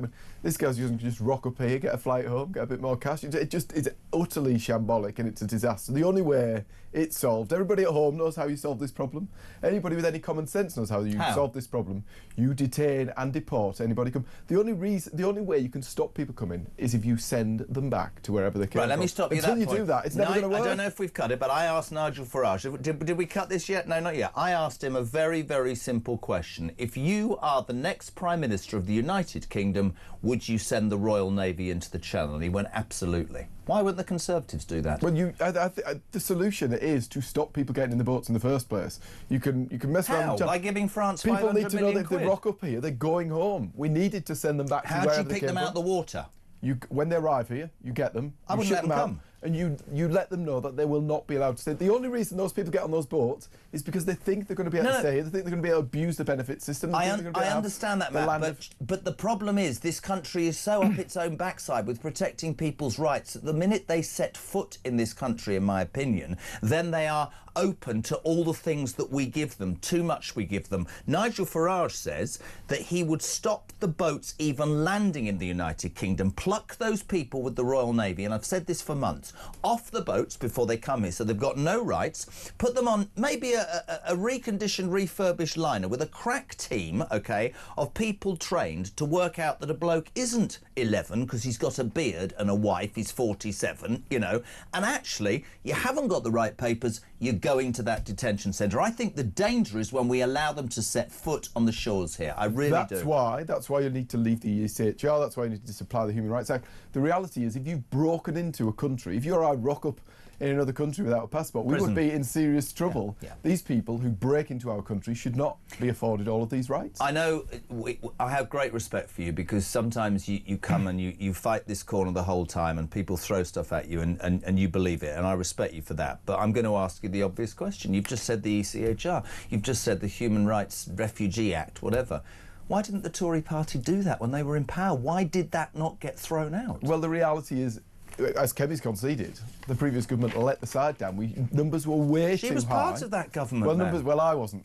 She wasn't the leader. Deputy She chairman wasn't the for leader. now. I wasn't the minister. The reality is we're under new leadership. We've looked at this. We've decided what's gone wrong. The reality is, if people have been sent back to Rwanda, that would have worked. Instead, we've got a government unpicking all this stuff. We put a guy in charge of our country who said that all border controls, all immigration controls were racist. This is a guy who campaigned against the deportation of foreign criminals. What do we reckon would happen when you put him in charge of the country? But you know what I'm going to say to you, don't you? But you know what I'm going to say to you? He only got in because you lot messed up. And that's the frustrating thing for many, many people. But listen, totally agree with you. And whether Kemi's come to the party too late. And I was going to say something to you, actually. I had Sir Ian Duncan-Smith on the show on Tuesday. And he sort of shocked me with what he said, because I suppose in politics you have an aim. He said, Jezza, right now, we are just trying to get the British public to listen to us. Do you agree with that? I think that's a very valid point. I think, you know, there's a storm out there. We're actually putting all sorts of policies out there. Big storm. Thank you. We're putting all sorts of policies out there. Big game-changing policies, like leaving the ECHR, like that change to stamp duty. Are people listening? Makes a huge difference to people. Well, people sometimes pay a bit too much to the tweets from other politicians. It's hard to get the message out there, but I'll keep coming here, selling me wares, making me pitch. Before I go on to the next subject, I'm sort of in trouble. I'm not going to lie. It's 8:10. Happy wedding anniversary, darling. 4th wedding. I'm taking you for dinner. But happy, love you. Some cards in the... Anyway, there we go. Slightly in trouble. Should have done it. But you weren't up at 6. You were probably... No, I know. You were up at 6 anyway. Anyway, happy anniversary, Victoria. Just say happy anniversary. Happy anniversary, happy anniversary. Fantastic. Disorientated, you were up. It was really early. It was very, very early. You take this somewhere very nice for dinner. Yes. Very nice, yeah. Or maybe we'll just stay and she can cook. No, I'm joking, obviously. That's a joke. Happy anniversary, Victoria. Flowers soon. Stop shaking your head, Christian. You're not any help, are you? You could have reminded me this morning. I've got quite a lot on this week. From the farce of that to something on a very serious note that for me as a father is, and I agree with what Nigel said, is one of the biggest stains ever on this country, the grooming gang inquiry. And I put it the way I've been putting it all morning. Why I, as a father, should have to beg my government, however far back this goes and however deep this goes, how I should have to beg them to drag them to a point where they're prepared to look at this in a completely unsanitised way. You can only surmise from Jess Phillips' performance yesterday in the Commons when she lost her rag. You can only think when you listen to victims say, we're not having any part of this because we're being pressurised to a cover-up. We're not being allowed to say what we feel. You can only surmise when you see 2 potential chairmen go, not getting involved, that this government and politicians before, because I think it's gone on for ages, don't want this out. And Matt, to the working men and women of this country who live their lives correctly, who have kids, that's an absolute bloody disgrace. And I say that with my hand on my heart. I do not care your political party. I don't care your colour, creed or religion. That, the rape of young girls, is not going to happen in a society that I want to live in. And I think it's abhorrent. I think it's awful.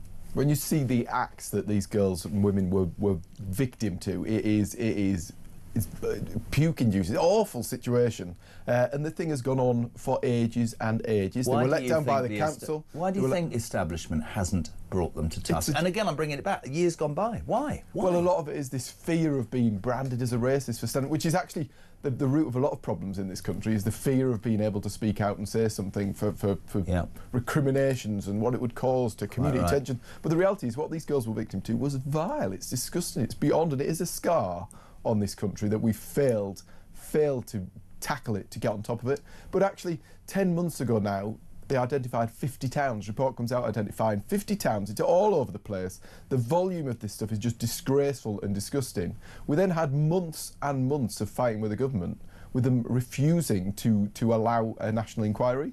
They were dragged kicking and screaming. 3 times Labour MPs voted against it. They've then agreed to it. They've come to the table and said, oh, yes, we'll have this inquiry. And now it seems to be a complete fudged job, to the point where we've got not 2, not 3, 4 victims resigning from the panel. Nobody will chair it. There's no timeline. There's no chairman. There is no confidence that this process is being done properly. I want to play this, actually. I thought Kemi Badenoch's performance yesterday was probably one of the strongest, and she really, really took Starmer to task. This is Kemi yesterday in the House of Commons. The government has created a toxic environment for survivors. They were looking for answers from the Prime Minister, and what they've heard is Labour MPs saying shame at their words. Yesterday, Mr. Speaker, the Safeguarding Minister said Elizabeth was wrong. Who should we believe? The Prime Minister's Safeguarding Minister or Elizabeth? And that's the point, isn't it? And then, just because, I mean, I played this an hour ago, but I want to play it again. We talk a lot about our Prime Minister and how he doesn't come across as authentic or somebody that's got the antennae to read a room. This is his response. Just watch the body language and listen to the hyperbole. This is Sir Keir Starmer. We owe it to them and to Fiona and to the country to answer the concerns that they have raised. The inquiry is not and will never be watered down. Its scope will not change. It will examine the ethnicity and religion of the offenders, and we will find the right person to chair the inquiry. I can tell the House today, Mr. Speaker, that Dame Louise Casey will now support the work of the inquiry, and it will get to the truth. Injustice will have no place to hide. I don't want to make it personal, right, but I'm going to. There's no passion in him. There's no passion as a father to say I want rapists, whatever their colour, creed or religion, brought to task. There's nothing. He's reading. I wouldn't have to read that I think this is disgraceful. I think these people should be brought. 10 months. 10 months. No timetable, no chairman, no action. Absolutely appalling. Letting down people who've been let down time and time again over years by councils, by social workers, by the police, and they're being let down again by a government. This should be the biggest of priorities for this government, and they're making an utter shambles of it. What do you say to the people who say this is political, in that, say, Jess Phillips, who was always that loud voice on women's rights, stalking and protecting women, not when it came to transgenders and other things, but let's be honest, and I've met Jess on several occasions, and I'm really, really shocked, because I would have thought she would always have been about the victims. But you then lead yourself, as Nigel Farage brought up, and I know you've talked about this before, you look at the political map in this country, you see that Jess Phillips only had a majority in the last election of 693. She's surrounded by MPs, independent MPs, voted in by a Muslim vote, purely on a Gaza ticket, not mentioning anything about the local community. That is nothing more than factual. And you think, are you trading? Are you seriously telling the British public, because you're going to be accused here of trading the horrors that happened to those girls with not wanting to offend a certain part of society? That leaves people cold, and you're dead right. If you call that out, you get called every name. It has to be called out. Well, I mean, it's just utterly terrifying, isn't it? When there is no doubt about what's gone on. We've seen it. We've seen how vile it is, and the fact that there is anything coming between getting answers for these girls, making sure this can't happen ever again, then it's just a disaster. And we heard about Simon Danchuk. He told us about, you know, when he started coming out with it, they told him to pipe down. Don't mention the ethnicity of these people. It'd be the wrong thing to say. And that was him as a Labour MP being spoken to by a Labour whip. Do you, when you look at Starmer in the Commons, what do you see a man who, I mean, it was quite interesting, because Brendan O'Neill was saying earlier, we can't work out whether he has no plan, no intelligence, or is such a good liar, or is still conning himself. What do you think? I think, do you know what, there is utter frustration every week, because I've never seen a Prime Minister fail to answer questions as often as he does at PM, because it's shambolic, it's a joke, really. But then I think beyond that, actually, the bit that we comment on all the things that are horrified, like this ridiculous shambolic boomerang scheme on immigration. But actually, sorry, another one's back. But the damage he's doing to our economy, to those people sat at home. You talk about people rushing to work. There are hundreds of people now who are 17% more people unemployed, 17% more people unable to provide for their families, relying on the taxpayer to support them. That means taxes higher, that means more people without the aspirations and the opportunities. The damage being done to our economy is underplayed. We don't talk about it enough, but for people out home now, without their job or their job under threat because of the disaster that is this government, real consequences for people. Before I ask you about Robert Jenrick, our Ange did her resignation speech yesterday. Were you there? I was there. You make mistakes, you take responsibility. Is she already plotting a comeback? Well, she didn't take any responsibility, that's the problem. Have we got a clip of Ange? Because there's been a rumour that she set up a new property organisation called Wrong Move. But anyway, let's have a look at Ange yesterday. The last few weeks have been incredibly tough on my family, with my personal life so much in the public eye. But I've always believed in the highest standards of transparency and accountability. And it is what the public expects, and it is the price we pay for the privilege of service. That's why I referred myself to the independent advisor and gave him access to all of the information he needed. I am, of course, corresponding with the HMRC, and they have my full cooperation. There is no excuse not to pay taxes owed, and I will do so. This was an honestly made mistake, but when you make a mistake, you take responsibility. Sorry, a cheer from the Labour benches for saying I'll pay tax. Also, transparency, accountability and honesty. When you get caught, love. Is no that excuses. Sorry. No excuses, and spends 10 minutes telling us the excuses. But more importantly, she said you've got to take responsibility. The reality is she hid it for 2 weeks. Her and the Prime Minister, nothing to see here. Nothing to see here. Oh, impressive. Disaster. But actually, do you know what Angela Rayner needs to do? She needs to vote Conservative, because we're about to get rid of stamp duty. It's the biggest drag on economic growth. The world I live in. It's really good news. She needs to vote The Conservative. word I get live rid of in, that stamp duty. I'm going to wake up in the morning and Angela Rayner's going to have defected to the Tory party. My whole life is going to be in the toilet. 8:20 now, before you go, Fire Minister, Policing Minister, Deputy Chairman, a right clever whatever. On a serious note, we had Robert Jenrick on the show. It's something Christian created. It's a new feature once a month. Basically, Robert Jenrick comes in and he answers questions on the phone, and it's called Ring Rob. Anyway, he came in and he was asked about the burqa. And he said he would ban the burqa. Kemi Badenoch, of course, says she wouldn't. And then we had Sir James Cleverly sitting somewhere in the middle saying he might or he might not. Where do you stand? Well, we've heard that it's not party policy. That's already been said, hasn't it? I think there's two ways to go at it. One is about integration. One is about what it means to have that sort of division. But Kemi has also said that she thinks it's wrong that people should turn up to doctors' surgeries or MP surgeries and that sort of thing. But actually, there's also wider discussion about face coverings generally. So if you come up to my part of the world, some of those residential estates, we've got young yobs driving around on off-road bikes with balaclavas on, terrifying pensioners. There's a wider bit about security and what that means, as well as the integration discussion on it. So it's a very live discussion. Would you ban it? Apparently, we don't have a set policy. I'm open to a discussion about it, Jeremy. Right. Do you think that might be, and I'm not having a go at you, why people still don't look to be voting Tory? Because they can see James Cleverly, Kemi Badenoch, Robert Jenrick, and your good self, well, Matt there you Vickers, have it, and we haven't had an answer. That's a team of people. Jenrick. That's a team of people who come to informed decisions and plans, like the ECHR. It's not going to take you We've got proper legal experts. It's not going to take you 15 months, is it, to tell me whether you think the burqa should be banned? We're renewing. We're looking at all these policies. That is a live discussion in the Conservative Party. Clearly, as I've said, I've my own thoughts and concerns about what it means to allow people to walk around with face coverings in all sorts of settings. But watch this space, Jeremy. I'll come back when we've made a decision. What I love about you is you refuse to back down. One final thing, actually, seriously. Think about the Prime Minister. The man who talked about digital IDs. Christian was telling me that before the day that he talked about digital IDs a couple of weeks ago, 33% of the country supported them, and when he finished talking, minus 14% thought. But here's the thing, how are you going to have digital IDs if you don't get rid of burqas and face masks? There you go. Matt Vickers, I guess by the time we see you next week, you'll have another job. He's going to be the leader by next week. Matt, thank you so much indeed. Top man. What is it, 8:22? You with Morning Glory. What do you make of the news today?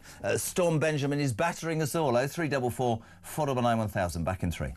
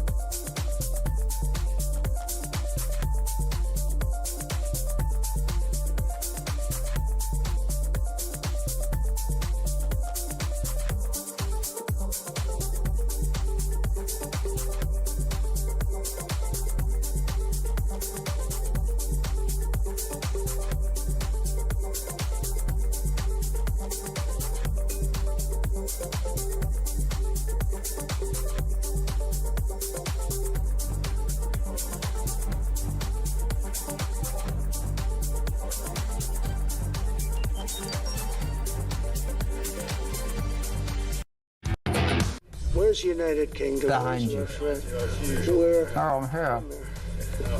Oh, there you are. Very good. Oh, Keir's coming forward. People all came in like 20-minute notice. Oh, he's come up to speak and Trump sent him away. Others, and just so many others. And it's such a compliment to what we're doing, because what we've done is something very unique and very special. So it's perhaps the wealthiest and most powerful. Right, cut him now. Cut that.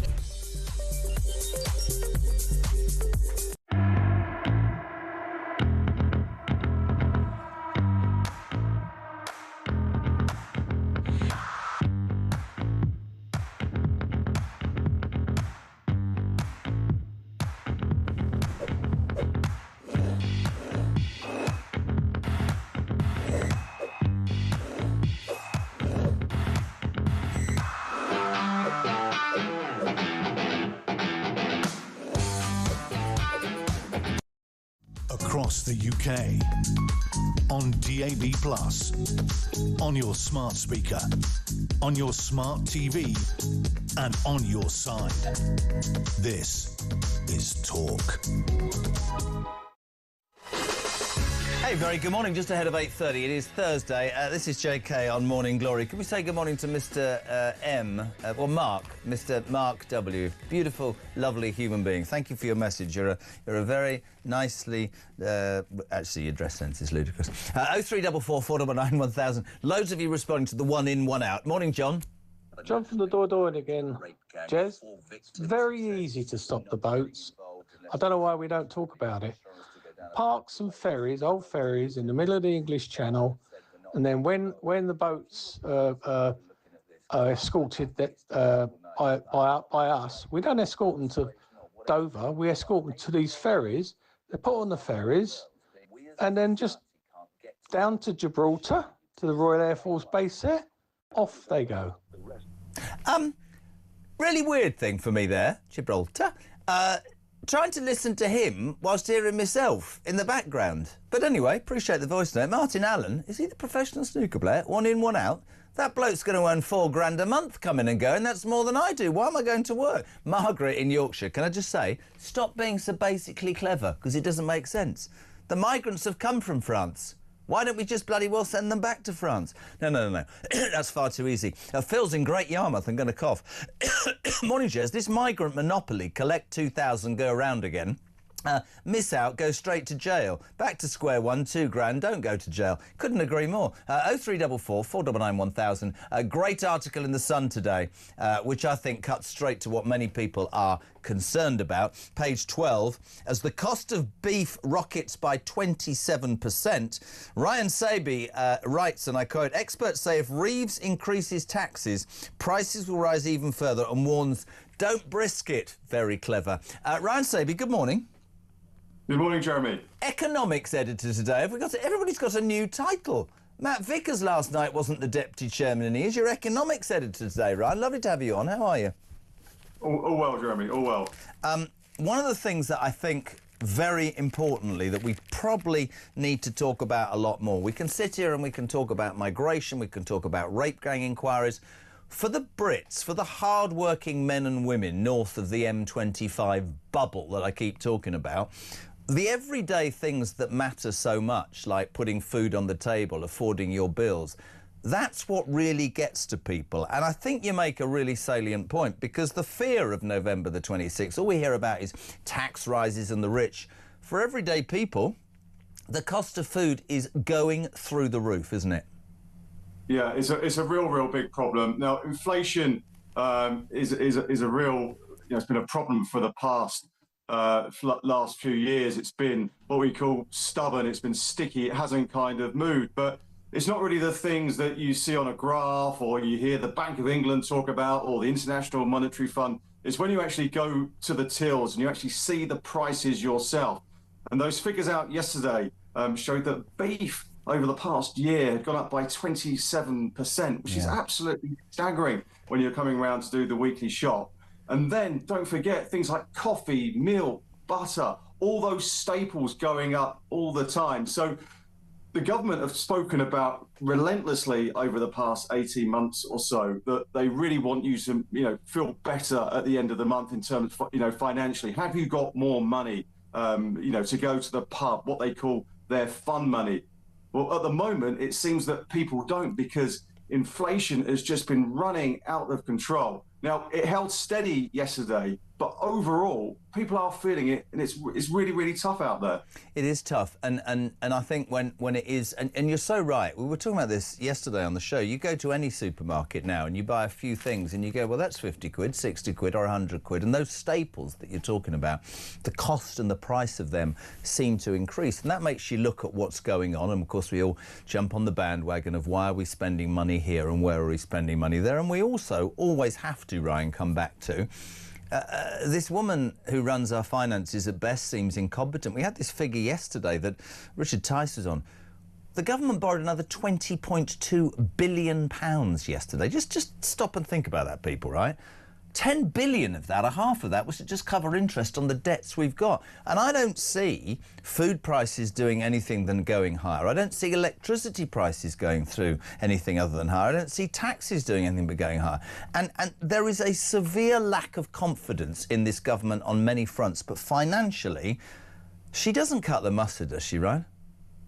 Well, she's got one of the, as you say, she's got one of the toughest jobs in the country, and I think one of the problems that she's got, we keep calling this doom loop. Higher borrowing, debt is high. How do you solve it? How do you increase that financial buffer? Well, you kind of have to increase taxes again. It's really, really tough. Now, some would say actually cut taxes. We might get a little bit of growth and get that sort of dynamism back into the economy. But when you've got that sort of big financial black hole, and effectively she might have to find £30 billion just to stand still. But unless I miss the point, right? And you'll tell me because you know more. You should live within your means. So if you're going to live within your means and you take power with a black hole, which I don't think existed, but let's assume it did, you presumably would cut back in areas you could cut back on, I might respectfully suggest foreign aid, to get that amount down so that you can create the growth that will then create money into the economy. What you don't do is go, oh, I've got black hole, so give me union mates a rise, that's 11 million, we'll add that's now 33 million. Then I'm going to give away the Chagos Islands and I'm going to give the Mauritians, so they could be tax-free for a year, 16 billion. Oh, God, I can't afford it now, so I'm going to borrow some from the bank to pay the interest on that. No, you know what? I'm not going to do that. I'm just going to tax everybody. They came to power. This is, I think, one of the biggest things that people should hold on to. They came to power, the Labour Party, talking about growth, growth, growth. And then they screwed every small and medium-sized business by increasing NI and destroying the very, I think, bedrock of growth in this country, which is smaller businesses, which create jobs and create money, don't they? That's their problem. This black hole nonsense could have been sorted. They could have done 6 months of austerity, but you and I both know the Labour Party promised too much to everybody and then they get caught out. Yeah, and I think that's the problem, because once you start increasing national insurance for small businesses, it makes it more important, more expensive to actually hire people, and also things like the rise in the national minimum wage. Now, what that does is actually make it more difficult to actually employ people who are starting to get into the workplace. So those people 18 to sort of 21, 18 to 24, it makes it more expensive. So you're not quite going to sort of go down that route. So, and then the government talks about deregulation and sort of ripping up the red tape. We've got the workers' rights package that's coming in that can be sped out over the next 2 years. Well, the thing is with that, even by the government's own estimates, that's going to cost business around £5 billion. So it's difficult, and growth is so low that the tax receipts don't keep coming in. And that's why she finds herself in a big problem. And I think one of the other problems, you could just end up with a situation where you have, for example, another pasty tax. She's dipping into all these pockets to try and raise income, and there could just be one sort of hurdle too many. A pasty tax? Imagine, what would that be? A pizza tax? No, Pizza Express has gone bankrupt. Exactly. The problem is you delve into so many different, you try and raise money in so many different ways. You take your eye off the ball, and before you know it, you've got this omni-shambles budget. And when George Osborne brought it in, he fell foul of the pasty tax. You just wonder if there's some kind of hurdle there just waiting for them. That is why, you know, there's reports out today, and it would be a massive breach of the Labour manifesto that the cleanest way to raise money is just to raise income tax. I'll tell you the cleanest way to raise money. This is great, Ian. Thank you so much. I'll tell you, is to drop that ridiculous, stupid, clean net zero. Start drilling some oil that we've got underground that will give us money that we don't even begin to imagine how much, and pay off our debts. But then I'm old-fashioned. Ryan Saby, fantastic article, page 12 of The Sun today. Thank you. As the cost of beef rockets by 27%. Experts say that if Reeves dares to increase taxes, prices in the supermarket, for you and I, for everybody, will continue to rise. 24 minutes to 9 o'clock. I've just been told we have a very important guest on at 10:15. Am I... Really? This is Piers Morgan, back in 3.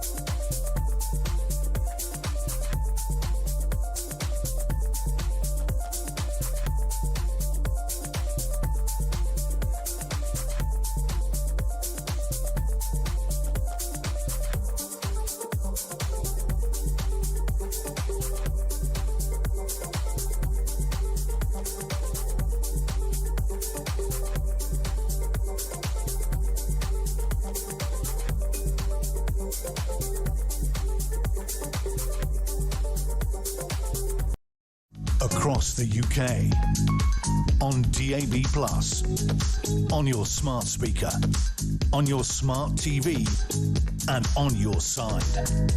This is Talk. 21 minutes to 9 o'clock. We're live across the UK. Morning Glory. Before we crack on, we've talked migrants, we've talked rape gang grooming inquiries. We've also talked about the lady who was fined 150 quid by the Stalin's militia for daring to pour a cup of coffee before she got on a bus down a drain. This is Richmond Council. It's led to many stories. Good morning to Dan in Gloucester. This is worrying me quite a lot. Regarding the lady and the coffee cup, what authority does the council have to detain me and demand my name? I think I'd communicate with 2 fingers and walk on. But Steve in Watnall, where is Watnall? This is very worrying. I was fined by Broxtowe Borough Council just for kissing my wife in the street. I'm 54 years of old, so I was hardly snogging her face off or being rude or lewd. Apparently, it was against the Public Order Act for sexual contact. So if you are listening, Victoria, the reason I didn't say happy anniversary until now is I didn't want to be arrested for being overtly sexual on the radio, but happy anniversary. Can you imagine that? Being fined for snogging your wife. Wow. What about snogging somebody else's wife? Do you get that? With double fine. Damien's looking like he's done that a couple of times. 0344 499 1000. Text to 87222. Julia here from 10. And all joking apart, it's the day that Piers Morgan's brand new book, Woke is Dead, is released, and the man's doing a flurry of interviews. And I was asked, can you come after the show and interview Piers Morgan? I went, no, he can get his backside up here at 9:45 and do an interview with me. The big man is on at 9:45. Another story I wanted to talk about today, just how many times do we look at the Met Police and go, what is wrong with you? The Met Police have been accused of lying over the arrest of a Jewish lawyer for allegedly, seriously take this in, antagonising pro-Palestinian protesters by daring to wear a Star of David, which is frightening. We've now got former New Scotland Yard Detective Superintendent, lovely Shabnam Chowdhury. A very good morning. How are you? Good morning.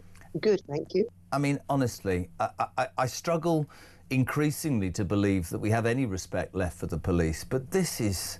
Why can't he wear a Star of David? How is that antagonistic? Is it any more antagonistic than walking with flags and anti-Semitism that's rife in this country?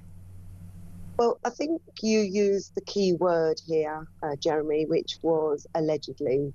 Yeah. And the Metropolitan Police have put a statement out to say that this particular individual had breached the conditions of the protest no more than sort of, I think it was about 4 or 5 times within a space of an hour. The clip that has been shown in terms of that interview was a 6-minute clip of an hour's interview. So there's probably a lot more questions that were asked, but for whatever reason, that clip is what's been shown. I think it's really, you know, I will criticise policing as and when I feel it's appropriate, but I think on this occasion, you've got to look at the difficulty that police are faced with on a day-to-day basis, especially when they're dealing with protests. Their job is to protect and to serve and to ensure that everybody attends those protests on both sides, whether they're on one side of the fence or the other, are there and are, you know, are safe, are able to be there safely, to say whatever it is, have their freedom of speech and so on, but also to make sure that it doesn't incite any kind of violence or disorder. That's their job, and that's what they are there to do. And I think it's a bit unfair to show a clip of 6 minutes of an interview that's an hour. The police have put a statement out, and I don't disagree, Shabnam. I don't disagree, but I think the problem that the police... Let me acknowledge entirely what you've said, that I think the problems with the police, and Blexley's right about this, lie further up the tree. And I think the men and women on the streets who are doing the day-to-day work find themselves in an impossible position. But I would take exception only of one part of this story. We seem to live in a country that is so riven and divided, and I absolutely, like you, believe in the right of free speech and the right to protest. If the Palestinian protesters are allowed to protest, if the people who argue about Israel, that's fine. But you cannot sit there, I'm not talking about you, and generally say to me, if he wears a Star of David, that's going to antagonise people from Palestine, and we need to make sure that doesn't happen. I'd want to ask the very same policemen, not the ones on the streets, but the ones above, explain to me what Palestinian people do when they shout from the river and the sea. And look, I've got Jewish friends. I've got Jewish friends whose kids can't go to school on the bus in their blazers. If you're telling me that simply wearing a Star of David is antagonistic, police, I want to know how shouting from the river to the sea isn't anti-Semitic, because I genuinely believe, hand on heart, I've always said it, to me all racism is abhorrent. And quite rightly, Islamophobia, all of that, anti-Semitism is also racism, and I think we should call it out far more often than we do in this country. I agree it should be called out far more often. However, as you all also know, that the Met have decided not to investigate hate crime incidents, so I suspect that's going to increase tenfold. But in respect of from the river to the sea, it's open to interpretation. So different groups will see it differently. They'll interpret it differently. How they say it in the you know, the public settings or the private settings that they are is how they will interpret it themselves. The only other thing I would say in respect of the Star of David, and notwithstanding it was the Star of David, but police have to make a very quick time decision based on what people are carrying, based on what people are saying, based on the fact that there may be something that they are doing at that particular point that could antagonise a group. I'm not talking about offending a group. I'm talking about antagonising a group. And what you're saying is the way that this has been reported is it's about the Star of David. The interview was only shown of 6 minutes. It would have been an hour. There could have been antagonistic behaviour, which we're not aware of because it fits the rhetoric. I do this get individual did allegedly breach the conditions that had been imposed on him, and he'd been asked on 4 separate occasions to not cross the line, to not go into the other crowd, and he kept trying to do that. So as I understand it, that was the reason for the arrest. However, it is an ongoing investigation, and you have to wait and see what unfolds and whether any charges are brought or whether no further action is taken. Couldn't agree more. I just what I find sad, probably because I'm old-fashioned, is that when we were brought up, when I say you were frightened of the police, but the police was an organisation that we had total confidence were allowed to go out there and patrol the streets, get intel, communicate that back, arrest criminals who were sent to jail and learn the thing. We seem to be living in this parallel universe where the police are hamstrung, I believe, by the people above. I don't believe you can point the finger totally at the men and women on the streets, but it's become a different world, hasn't it? No, but equally, you can't say it's always down to the leadership of the organisation. You have to also look at the propaganda that is played out in the public domain and how the police are portrayed. I saw videos of men abusing female officers on the front line, just standing there doing their jobs, which is absolutely disgusting. How does that help police officers who are trying to do their day-to-day duty to protect and serve the public when they would be the very first to run towards danger and protect those very people that are abusive and vile and vilify them? I mean, I've said for as long as I've spoken that, you know, this goes back to Theresa May cutting ridiculous swathes and numbers of police off the streets. And I always tell the story of a mate of mine's father was a bobby on the beat for 38 years, and he gave up. And I remember him coming for dinner, and he said to me, Jez, in the old days, if an old lady had a house was burgled, you'd go round, you'd change the lock, you'd have tea, you'd make her feel good. It would be 4 hours, but you'd be doing something good in the community because you were on the street, you could get intel, which would lead to an arrest. Now you fill out 4 computer forms, tick 3 boxes and give them a number, and it just isn't the same. And I think you make a really good point. I think there are bad apples in every organisation, and there's been many examples of the Met getting an awful lot of stuff wrong. I personally do believe there should be much, much stronger management from above. I believe there's a change up above as people climb the slippery pole. But I think you're right. I think it works both ways. But it's probably a bee in my bonnet. I believe in the right to protest, and I believe that everybody has a right to have their say. But I think the Jewish community in this country have a particularly hard time, and I think that needs calling out far more often than it does. Shabnam, thank you so much indeed. Really, really good to have you on. Shabnam Chowdhury, ex-Scotland Yard detective. What is it, 12 minutes to 9 o'clock? Loads in the papers today. Just don't drop, if you're on the way to work, just don't drop your coffee down a drain because you could be arrested. This is Talk.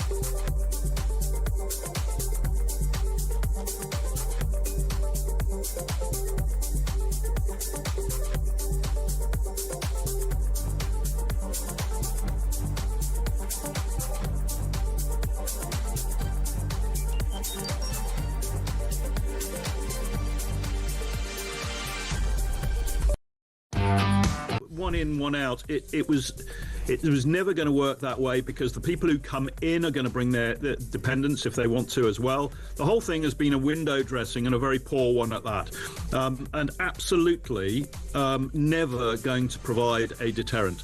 And you refer to this individual who's now returned to the UK. I mean, this just demonstrates how appallingly weak our system is.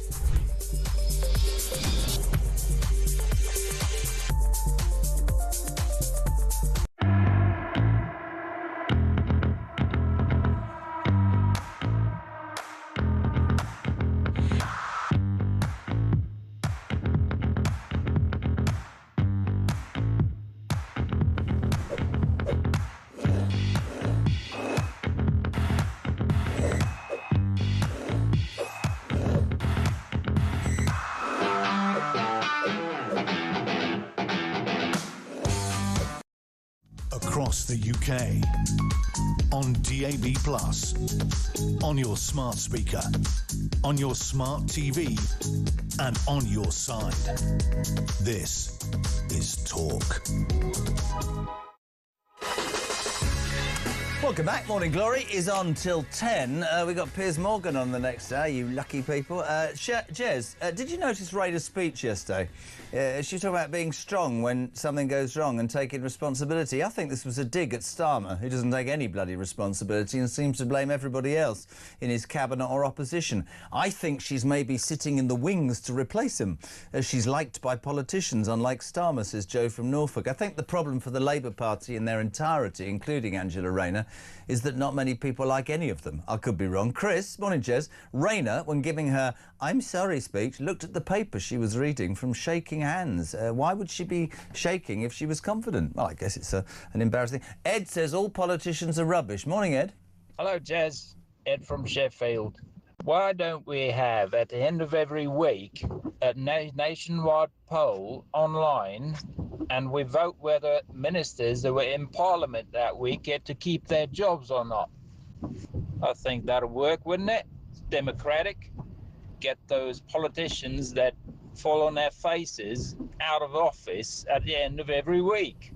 I'm not sure how much time Ed's got on his hands. Can you imagine, like, the hardness, the difficulty of trying to get through everyday life at the moment? It's just drudgery, isn't it?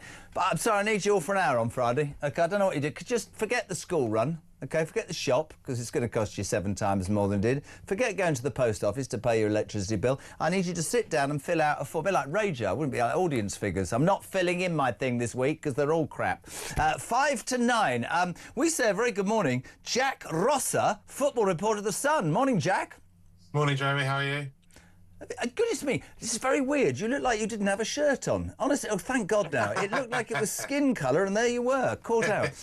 Jack, have you got a button? Stay there. Have you got a button, Mark? Push the button, then that'd be good. 90 minutes in 90 seconds from The Sun. Jack, good morning. Champions League last night. That was interesting. It was, yeah. More English teams, well, all bar Tottenham, I suppose. They're the only ones seeming to struggle, but more English teams smacking millions of goals past smaller European clubs. I was at Chelsea last night to watch all of their teenagers tear apart Ajax, and obviously Liverpool coming back in with a massive win. They were so close to a terrible, terrible run under Arne Slot, facing down 5 straight defeats, and some way to come from behind and then kick on and really get going and thump 5 past Frankfurt, especially after the decision to drop Mo Salah. He's been really struggling in recent weeks. But do you want to hear my Mo Salah joke that somebody told me? Go for it. Hello, is that Mo Salah? Yeah. This is Albert Dumbledore. Could you do me a favour and send back the Harry Potter invisibility cloak and shut the door on the way out? Thank you. See? He had to be dropped. He couldn't hit a barn, whatever they call that phrase. It was awful, man. It's got to be dropped. Yeah, it really wasn't working. And the good thing for Slot last night was that Van Dijk, another one that was underperforming compared to last season, came back in with a goal. Konate, he's been really struggling. He scored a fantastic header. So a good night for Liverpool, but they need to be able to follow it up at Brentford at the weekend, of course. And then Chelsea, there's been so much talk about ill-discipline, inexperience, and then they stick They end with 5 teenagers on the pitch. They break their youngest score in the Champions League record twice within half an hour. You have to feel for Mark Giroud a bit. He gets it. Must be feeling great about that. And then half an hour later, the record's broken again. So a good night for 2 of the English teams. And then Tottenham still going on this sort of wobbly run and very, very lucky to come out of Monaco with a point. Just wanted to say, because I said it a couple of times this week, I've got lots of friends who are Toon fans, Newcastle fans, on there next Wednesday when they play Spurs. Getting £130 million for Alexander Isak right now is looking good business, because I would say Etik, I can never say his name, who get Etik with that one? He looks better for 80 million quid than Isak looks by a mile, doesn't he? He does, yeah, and he's the only one that's hit the ground running out of all that, nearly 400 million that Liverpool spent in the summer. He's the only one that's really got going, and you have to feel sorry for a bloke that came in as Liverpool's star striker signing only to find out they were spending 125, 130 million on somebody else a few weeks later. Couldn't agree more. Big day for Sean Dyche. First game as the new Nottingham Forest coach. I didn't realise till I watched and read quite a bit of the coverage yesterday that he started out as a trainee at Forest, didn't make the grade, and 35 years later is back with stars from the 80s, 70s, well, the 80s and 90s, Steve Stone, of course, and Ian Wone. He's banned snoods, honestly, these pampered footballers. Sean Dyche, back of the Sun, has already laid the law down at Forest by banning hats and snoods. Bless them. Gets cold. It's vintage Dyche, isn't it, going in and playing take these off them. He says he's allowing players to wear white socks for the very first time. I'm not quite sure why players are or not allowed to wear white socks, what sort of difference that makes. But it's the charm offensive. He's got the Forest connection, like you mentioned, having the experience of Brian Clough when he was a kid there. I think this is the thing, the pressure on Dyche at the moment. He's got a good team. He needs to win over the fans after everything they've been through. A win tonight and doing things like this in the training ground will certainly do that. Europa League tonight, his first game against Roma. Just the white socks, I think they should be banned. I've never understood why men wear white socks anyway. Listen, thank you. Have you got? We'll say thank you, Jack, because apparently you're leaving with the sting. Thank you, Jack Rosser. 90 minutes in 90 seconds. From The Sun. That was about as exciting as me saying happy anniversary. Voice note, Hev on 1 in, 1 out, 40 million Good morning, in. Jez. Hev from Kent. Yeah, I do wish people would stop saying this government is a joke. This 1 in, 1 out is a joke. It's all a joke. Jokes are supposed to be funny. This is not funny anymore. This is serious. This is dangerous. This is absolutely disgusting from this government, and I am sick to the back teeth of it. She sounds very upset, doesn't she? We're going to make her smile. Right, it's almost 9 o'clock. We're live across the UK on the home, of course, of Common Sense. You want to be part of it in the next hour. 0344 499 1000. Text to 87222. James Cleverly, former Foreign Secretary, Isabel Oakeshott and Piers Morgan. What more could you want? Well, the news at 9, which is next on Talk.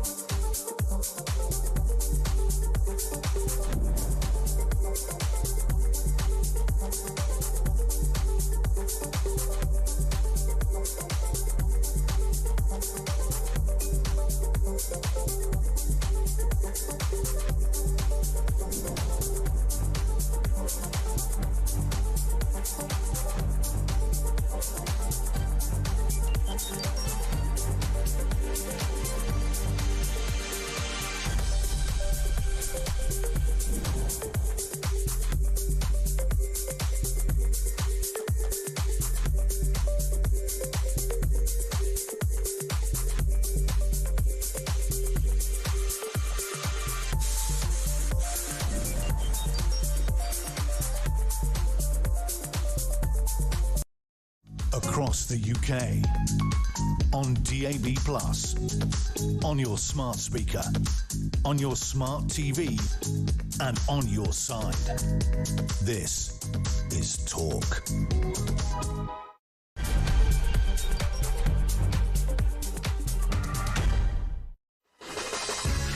Welcome back, my friends. It's just gone 9 o'clock. It is Thursday morning. If you are waking up, well, you should be awake by now. If you are sat in the office looking out the window or you are driving, we are being battered by Storm Benjamin. We're being battered by Benjamin. There's the thought. So be careful. That's all I'm saying. Just be careful. Is that the right message? Yeah. In the next hour, some incredible guests. James Cleverly, former Foreign Secretary. Isabel Oakeshott. Piers Morgan. All about his new book, Woke is Dead. Being paid to promote him to put more money in his bloody pocket. Anyway, listen, if you want to be on 0344 499 1000. Don in Chelmsford's got it right. You can rob shops, ride illegal scooters, snatch phones, but don't you dare pour a coffee down the drain. This is the story we did earlier. A lady in Richmond got followed by the Thought Police, I would call them, and basically fined 150 quid for daring to drop her coffee down a drain because she didn't want to get rid of her cup and she was getting on a bus. Since we did this story, Richmond Council have rescinded the fine and apologised. In this hour, can you think of something Jobsworth that's happened? Have you been followed by those law enforcement officers? A bloke rang up and said, I was fined for kissing my wife. 50 quid. His mate was fined 100 quid for also kissing his wife, but it wasn't his wife, it was somebody else's. 0344 499 1000. Loads in the newspapers today. The shock and horror about the rape gangs inquiry and how Labour is dragging its feet. The anger at Le Farce, one in, one out, that was launched in July, has reached such a low point, ladies and gentlemen, that today a man that was sent back 29 days ago, deported, part of Starmer's idea of controlling numbers, was given £2,000. He's back. It's only been 29 days. He had to get back, post the money in an account, have a beach holiday, and he's back. That's what we're dealing with. We say a very good morning to the former Foreign Secretary. He must love me and this show so much. Day 2, James Cleverly, hello. Good to be back, Jeremy. Good to be back. I'm waiting for that moment when people with placards who should have jobs start appearing behind you. Let's crack on. James, I do want to start with one in, one out, because it's in every single newspaper.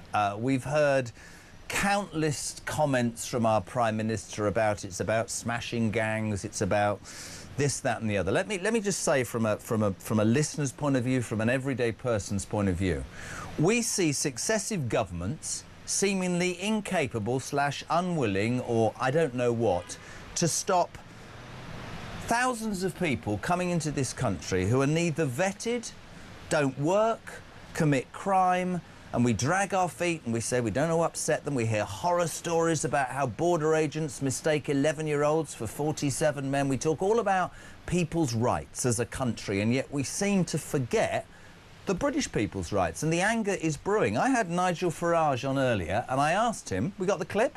I asked him, how do you stop the boats? This is what Nigel Farage said, James. You order the Royal Navy to stop the boats.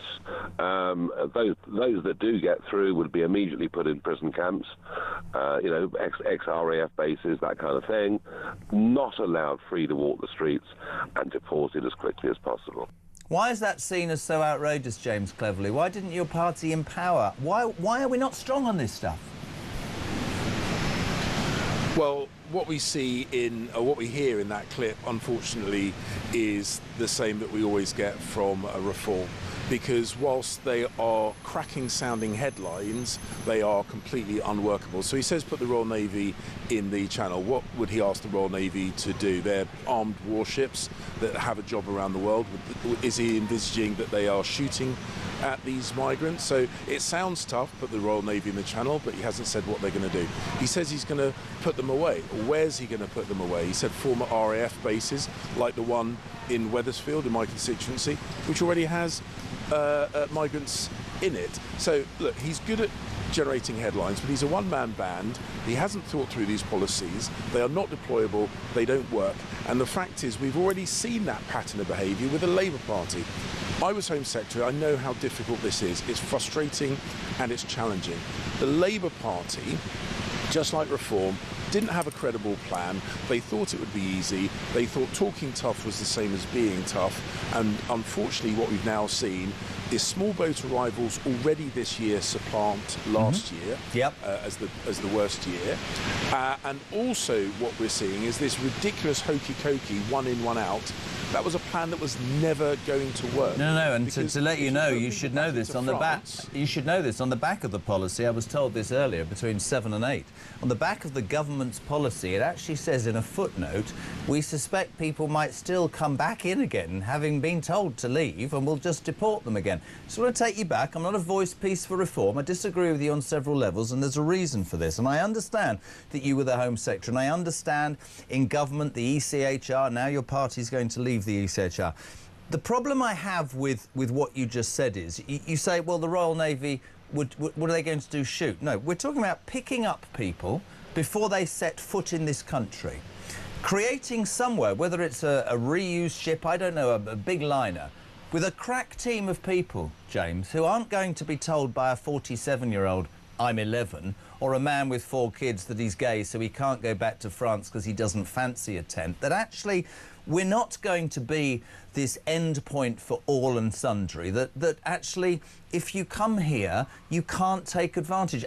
Nigel Farage might not have filled in the gaps, but it does concern me that we all go around and around and around, not wanting to offend. The British people in their millions are latching on to what Nigel Farage says because they are fed up that nobody seems to be able to do anything about it. I think that's a fair comment. Look, so those proposals are nonsense. So he's saying we're going to use the Royal Navy to pick people up from the Channel and bring them to the UK. I think the British people would be furious if our military resources that should be defending British shipping around the world, that should be actually using their military capability for military functions, was actually used as a glorified taxi service, which is what Nigel Farage is saying. I've got local reform candidates in Braintree saying that they wouldn't use the Wethersfield base, and then Nigel Farage nationally saying he would. The point is, just like the Labour Party, they do not have a credible plan. Now, our plan, which is set out by Chris Philp, the Shadow Home Secretary, we are going to leave the ECHR. We've tried to make it work, but it has been intransigent. We're going to replace it with a system whereby people who arrive here legally will be deported quickly, and there's no point in just sending them across the Channel, because as we've seen, you just create this merry-go-round. This is why Rwanda was such an important partner, because it's a lot further away than the French coast. And this is the difference between our party. We've learnt from what we got wrong in government, and we're not going to pretend that we got everything right. And we are putting forward credible plans to deal with situations, fully costed, fully deployable, rather than just seeking headlines like Labour did and like Reform are doing now. Very quick question, before I ask you quickly as well about the grooming gangs. Do you regret the past not leaving the ECHR sooner? Well, this was an institution that we helped create. It was there for an incredibly important reason. I gave a speech when I was Foreign Secretary about reforming these international institutions for the modern era. I gave a speech about it in London, I gave a speech about it in the fringes of the United Nations. And unfortunately, the European Court of Human Rights just was not listening, and we're now seeing a whole load of other European countries express their frustration with this institution. But the fact is, we gave it our best shot. It hasn't changed the way it needs to, so we are now setting out a credible plan whereby we leave and put a framework in place so we can actually control our borders properly. James, it's very noisy. We really appreciate it. Just very quickly, before Benjamin gets the better of you, the debacle over this rape gang inquiry is a disgrace and a stain on society. I watched Jess Phillips squirm. I watched 4 victims now not want to play ball. They feel they're being coerced. 2 chairmen. This is such an awful look, isn't it? This is so frustrating. I cannot begin to imagine how the victims must feel. We've heard from some of them who Kemi quoted directly at Prime Minister's questions. every single stage, the Labour Party, whether it be in local government or now in national government, have tried to avoid scrutiny on this issue. They were dragged by Kemi to agree to this inquiry. They didn't want a national inquiry. They have tried to dilute it at every stage. It is unsurprising that a number of the victims have now lost confidence in the process and have lost confidence in Jess Phillips. We should listen to the victims. We should have someone they trust heading up this inquiry. We should make sure their voices are heard and not diluted. And we have now got to make sure, well, I say we, the government has got to make sure that they regain the trust of the victims and listen to the victims in a way that they haven't been listened to up until this point. Couldn't agree more. Thank you so much for braving Storm Benjamin. James Cleverly, former Foreign Secretary on Morning Glory. 30 minutes past 9. Let's go live to Talk's International Editor, Isabel Oakeshott. Good morning. Good morning.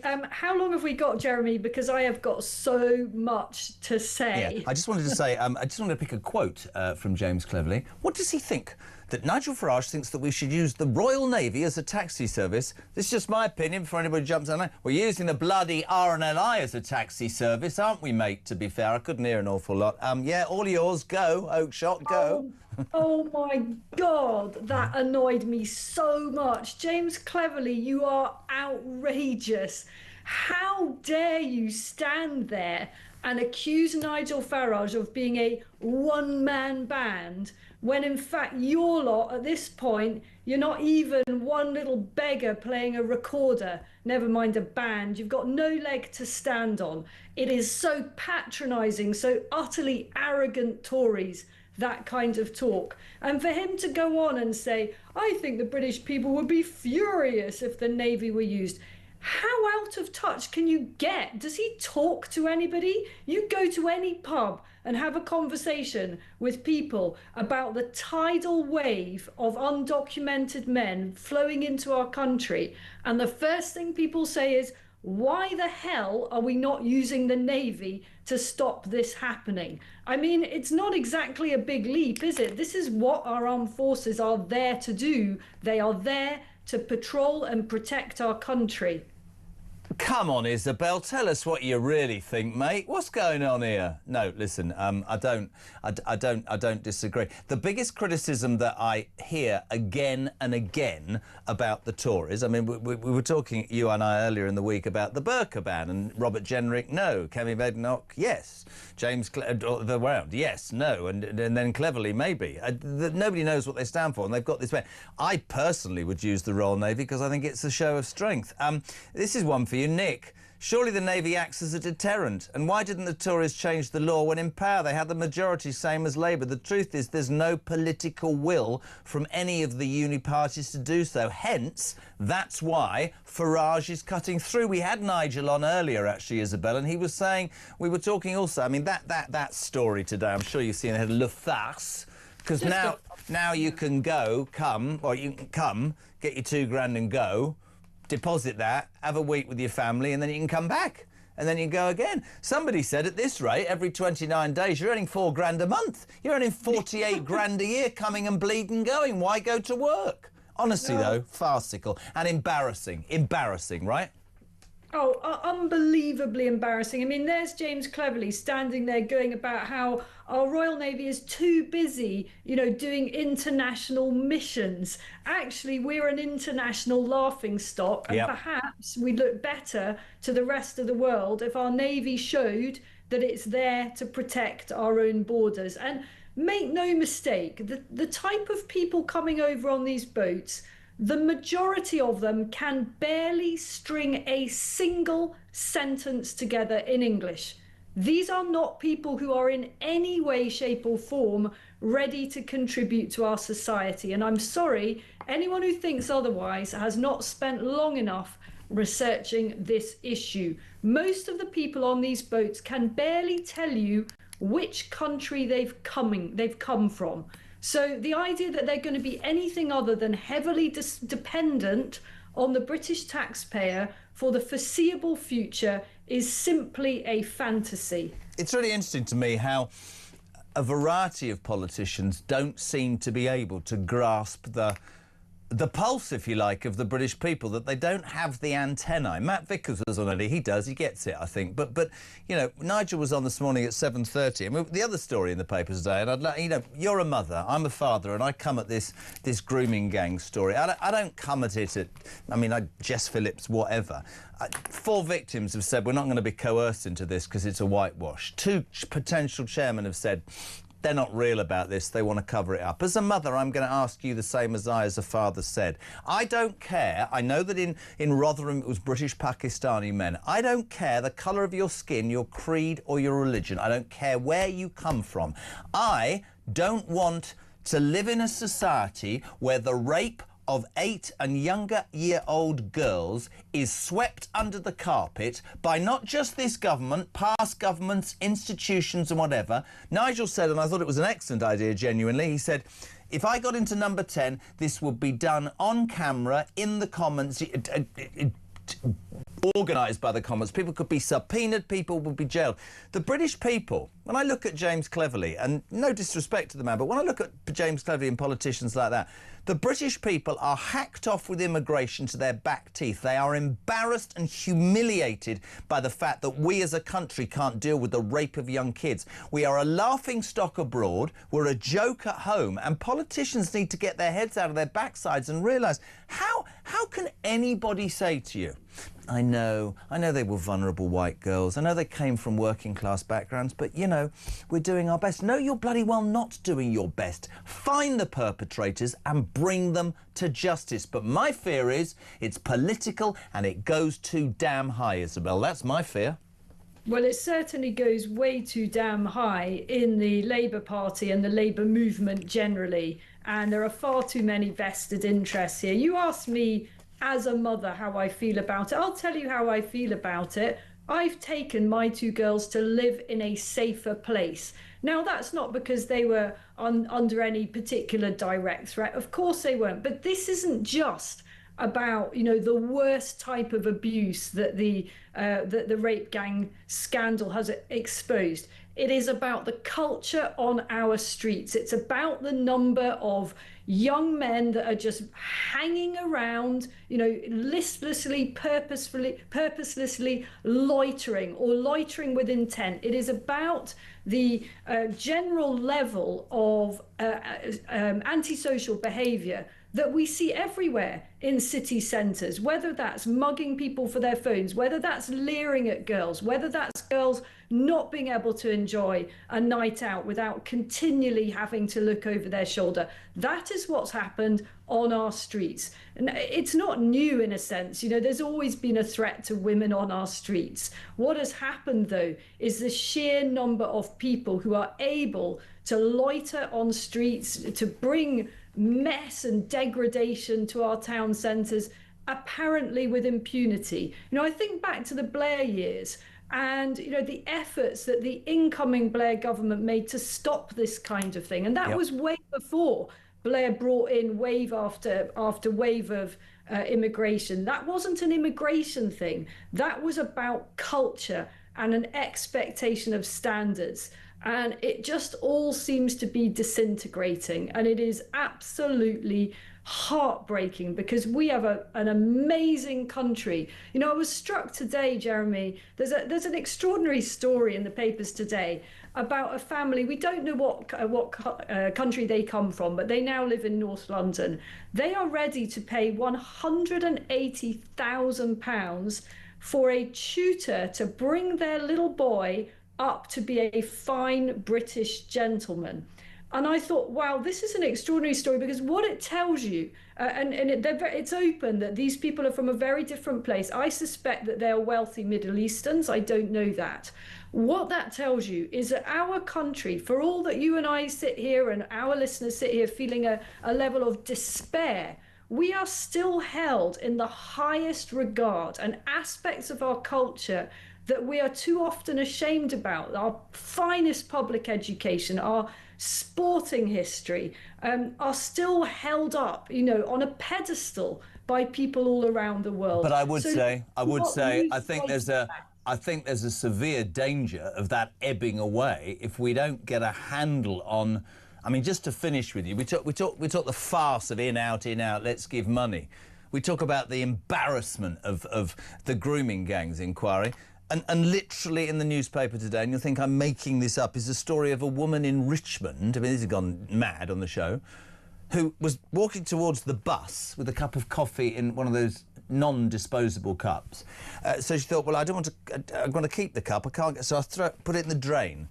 Isabel, she was followed by 3 Jobsworth enforcement officers who fined her £150 for pouring coffee down a drain. Since we did the story, Richmond Council's rescinded this, but I will make the point. We're OK to allow girls of 8 to be raped. We're all right to allow our country to be the wrong word, flooded with migrants who seemingly sign on and commit crimes. We turn a blind eye to that. Well, we're going to fine a woman for dropping coffee, and people wonder why in this job it is actually, you do get to the point where you want to go and headbutt a wall. You know where I'm at, right? Do you know, I've so done that. You know when you've got like a can of, yes. I don't know, you've been drinking in the car, you get out of the car, you're like, I don't want to carry like the dregs of this Coke can down the street or whatever. I mean, surely pouring it down a drain is kind of okay. That is like the place to put the thing. I must admit, I do always feel like slightly guilty about putting half a cup of tea down a drain, but isn't that its core offer? It's a drain. I think you're right. Anyway, you and I are obviously completely barking mad. Don't do anything down the drain. We love having you on. Isabel, thank you. Talks International Editor 9:23. We're live across the UK. Morning Glory is on. Back in 3.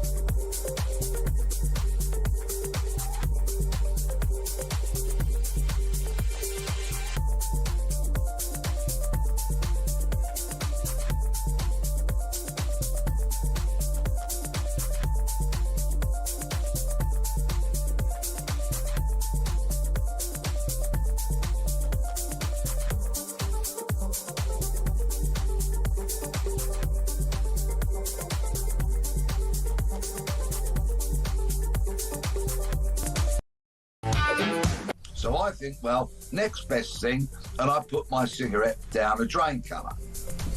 Out of the shadows. How dare you? Oh, yeah, I mean, you know, crime of the century, and it really knocked me up and throw away the key. Well, in this country, yeah. Quite clearly. Out of the shadows comes from Lambeth Council, Mr. Enforcement Officer, with, of course, his body cam on, just in case I give him any abuse, which I wouldn't.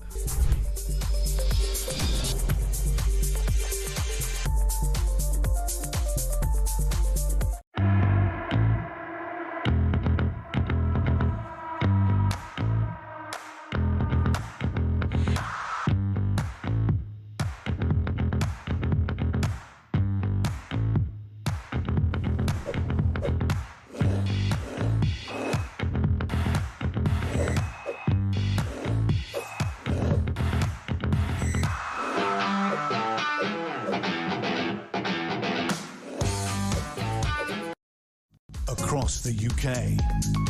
On DAB+, on your smart speaker, on your smart TV, and on your side. This is Talk. Julia Hartley-Brewer's here from 10. Ahead of that, Piers Morgan. It's the day his new book's out, Woke is Dead. Very quickly, Hannah on James Cleverly, go. Jeremy, great show. James Cleverly is showing exactly how out of touch and finished the Tories are. I'm a British citizen, a taxpayer, and I would love the Royal Navy to be defending our interests and our borders instead of other people's and other countries. We need the Navy to defend us, not anyone else. Can't say I disagree. 9:27. We'll say a very good morning to Ken Hines, a knife crime stop and search campaigner. Ken, good morning. I just wanted to touch upon briefly this story, page 4 today of the Mail, on the back of this unmasked and jailed boy of 15 who knifed a pupil to death. I've done enough of this in my life to know there is a culture on the streets. What's the obsession, seemingly, with knives? What's it all about?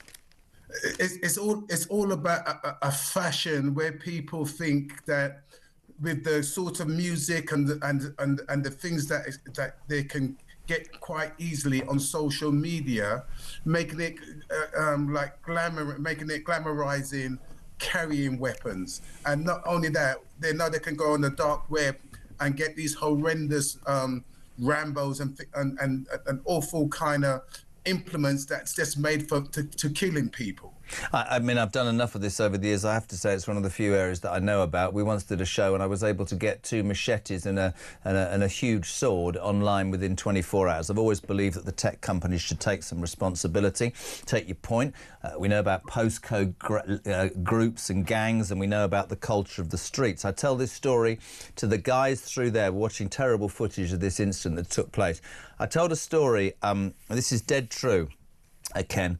Some years ago I was doing a show, a filming segment about knife crime, and I was on the streets of Croydon at 20 to 3 in the morning. This is genuinely true. I'm in front of 4 youths with balaclavas on. They've agreed to be interviewed, and I said, against the director's advice, "Are any of you carrying?" What happened next left me more concerned than ever. Do you know what happened? One of the boys went, "Oi, Mum!" 75 yards down the road, a bedroom window opened, and a mother came out and down the road with a machete and gave it to her son and went back to bed. Now, I'm not saying that I can cure the world, but for goodness sake, these are not fashionable items.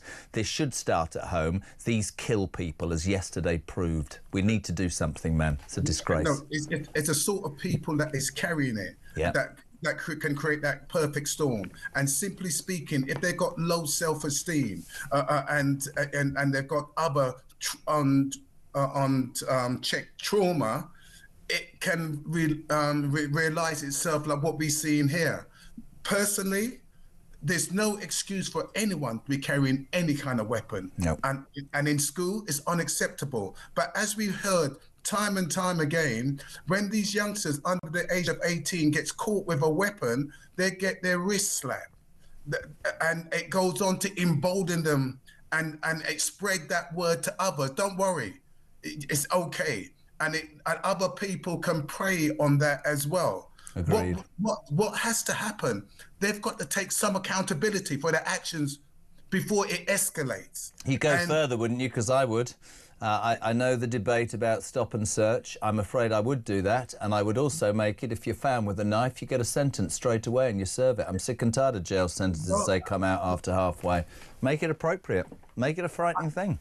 Yeah, but Jeremy, I know from personal experience that just giving them the stick is not going to work. It needs a combination of the carrot and the stick. Yeah. If you don't work on building their emotional resilience, then we're going to be here again, time and time again. That is, I'm finding now, having self-help group are talking about where they are and how they're feeling can actually help deter people from going down this dark route. I think we've spoken before, and I would absolutely 1000% agree with you. I think there has to be a combination of carrot and stick. I think there needs to be more of a definitive punishment, but I think there needs to be help to change the culture of thinking it's acceptable to do this. Ken, thank you. Really appreciate your work. Knife crime and stop and search campaigner Ken Hines on Morning Glory. Just gone 9:30, ahead of 10 o'clock. Piers Morgan. Woke is dead. I'm going to ask him how many he's going to sell today. He'll be here. Julia's at 10. And next, King Charles and Queen Camilla are in the Vatican in Rome. We're joining them next on Talk.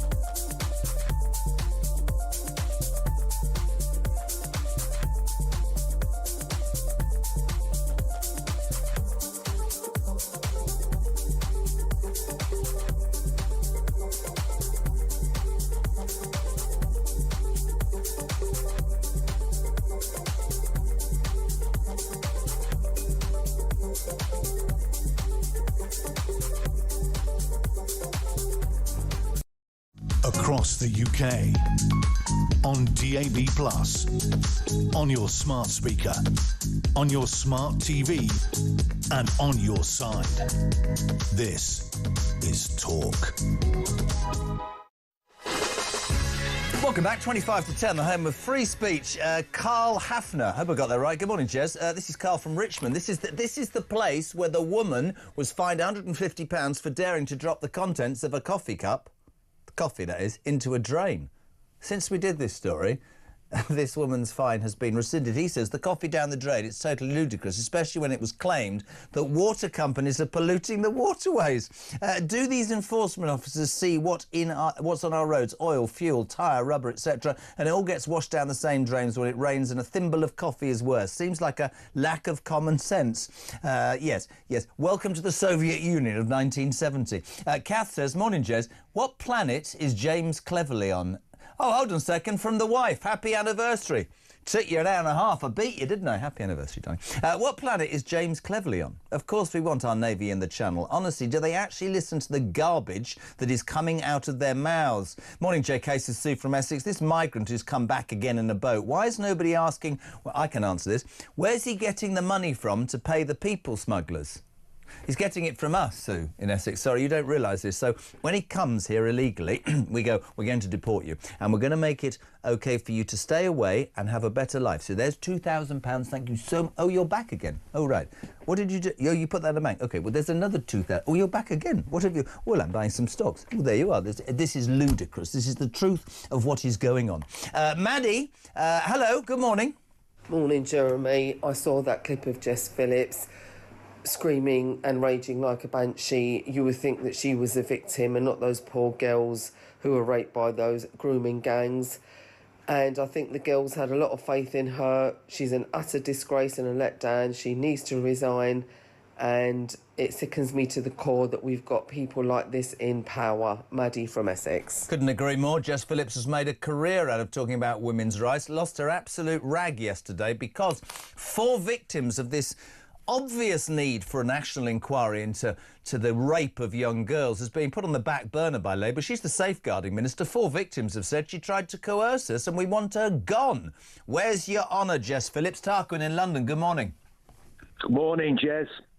Yeah, I actually rang in about Cleverly, but on that point you just mentioned there about the Pakistani raping, gang rape gangs, I think that we need somebody like John Wedger to chair that. If they're looking for a chairman, we need John Wedger and Maggie Oliver as co-chairman to do that job, and we get a result. We get some serious. But anyway, that's not what I thought. James Cleverly, he's a cosplay Conservative. The proper name of that party is still the Conservative and Unionist Party, is it not? Now, this man talks as if he's some sort of Labour MP with a blinking blue, with a blue tie on. I mean, this is what many of your callers have quite rightly said already, and the people have sent in messages that he is so far, and so have you, so out of touch that he's almost guaranteeing that Nigel, and quite rightly so in my view, gets to become Prime Minister. But I just think the fact that poor old Kemi, and to some extent Robert Jenrick, who we spoke to on the radio with you a couple of mornings ago, he's really trying hard to drag it back from the brink of utter existential destruction.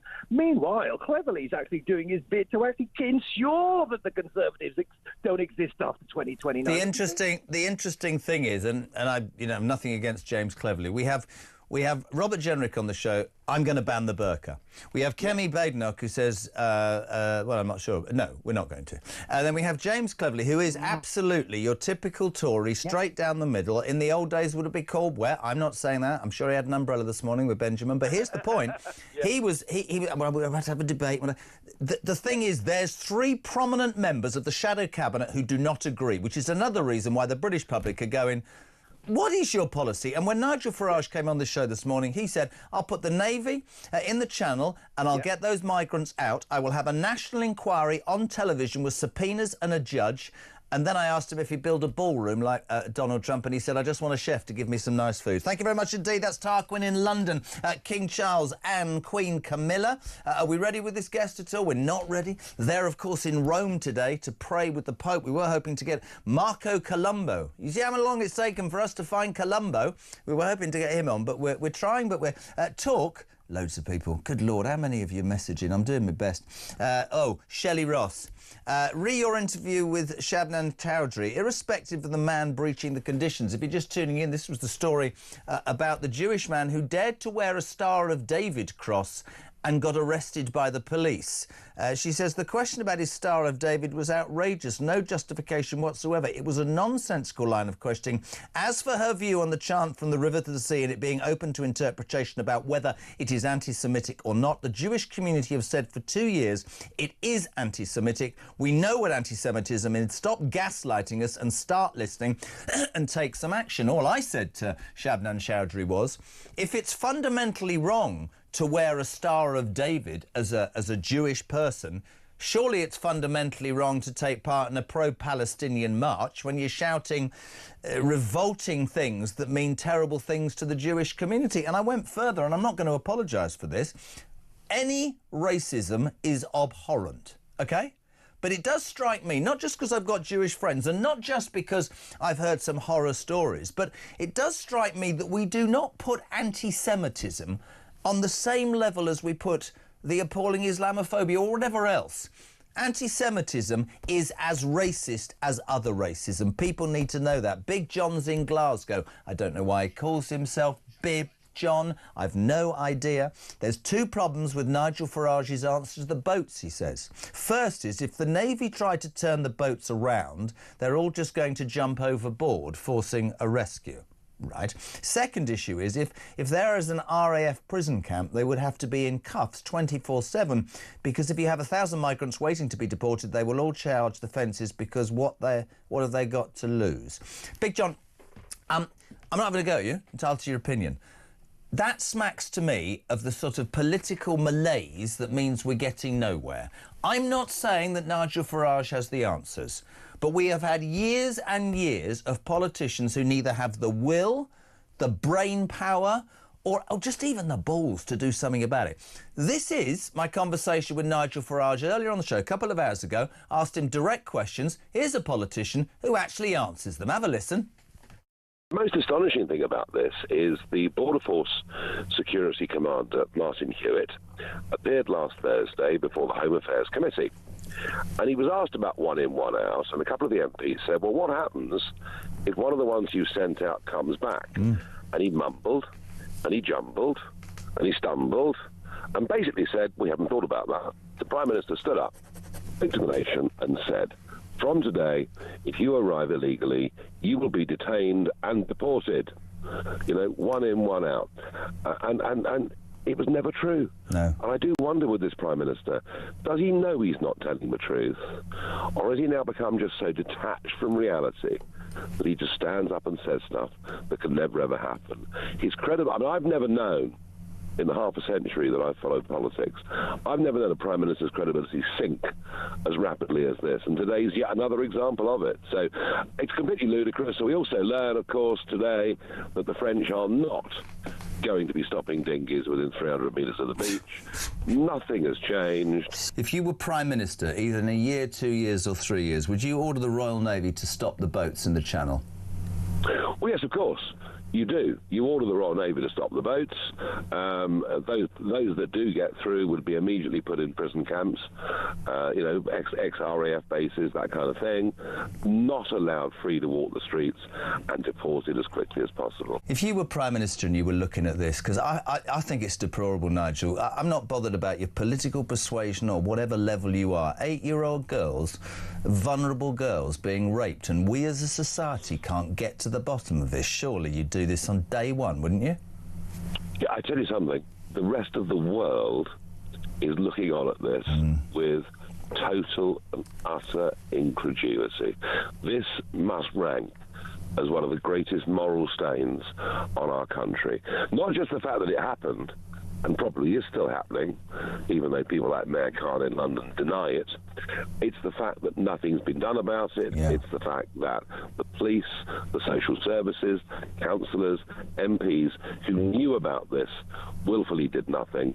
And now you have a government who do not want any result from an inquiry before the next general election. And if you look at the numbers, you know, Jess Phillips has a majority of 693.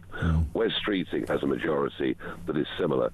There are many, many, many Labour MPs in seats that have got big Pakistani, Kashmiri communities, and they can see what the so-called Gaza independents are doing. And if they fear, if they're seen to get tough on Muslim extremism, it'll cost them their seats. That's just how shameful this whole thing is. Slightly light-hearted to finish. We'll go forward a year or two or three. You walk into number 10 Downing Street, you are the new Prime Minister. Will you, like Donald Trump, build a new ballroom in number 10? Well, I think the most important thing will be to get the right chef.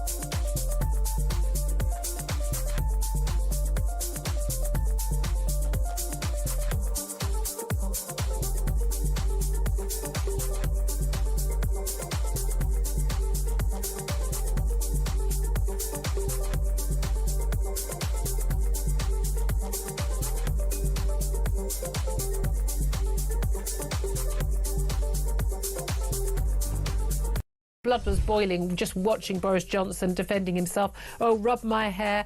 Oh, I didn't want to do anything, but I had to. We didn't know then what we know now. I just find the whole scenario quite ridiculous now. Just to say, up till March this year, estimates £130 million the inquiry cost, and my current estimate is about £1 million a week. How come these people in power could use modelers to see the future, but they can't use common sense to see the obvious? And the obvious is they went too far.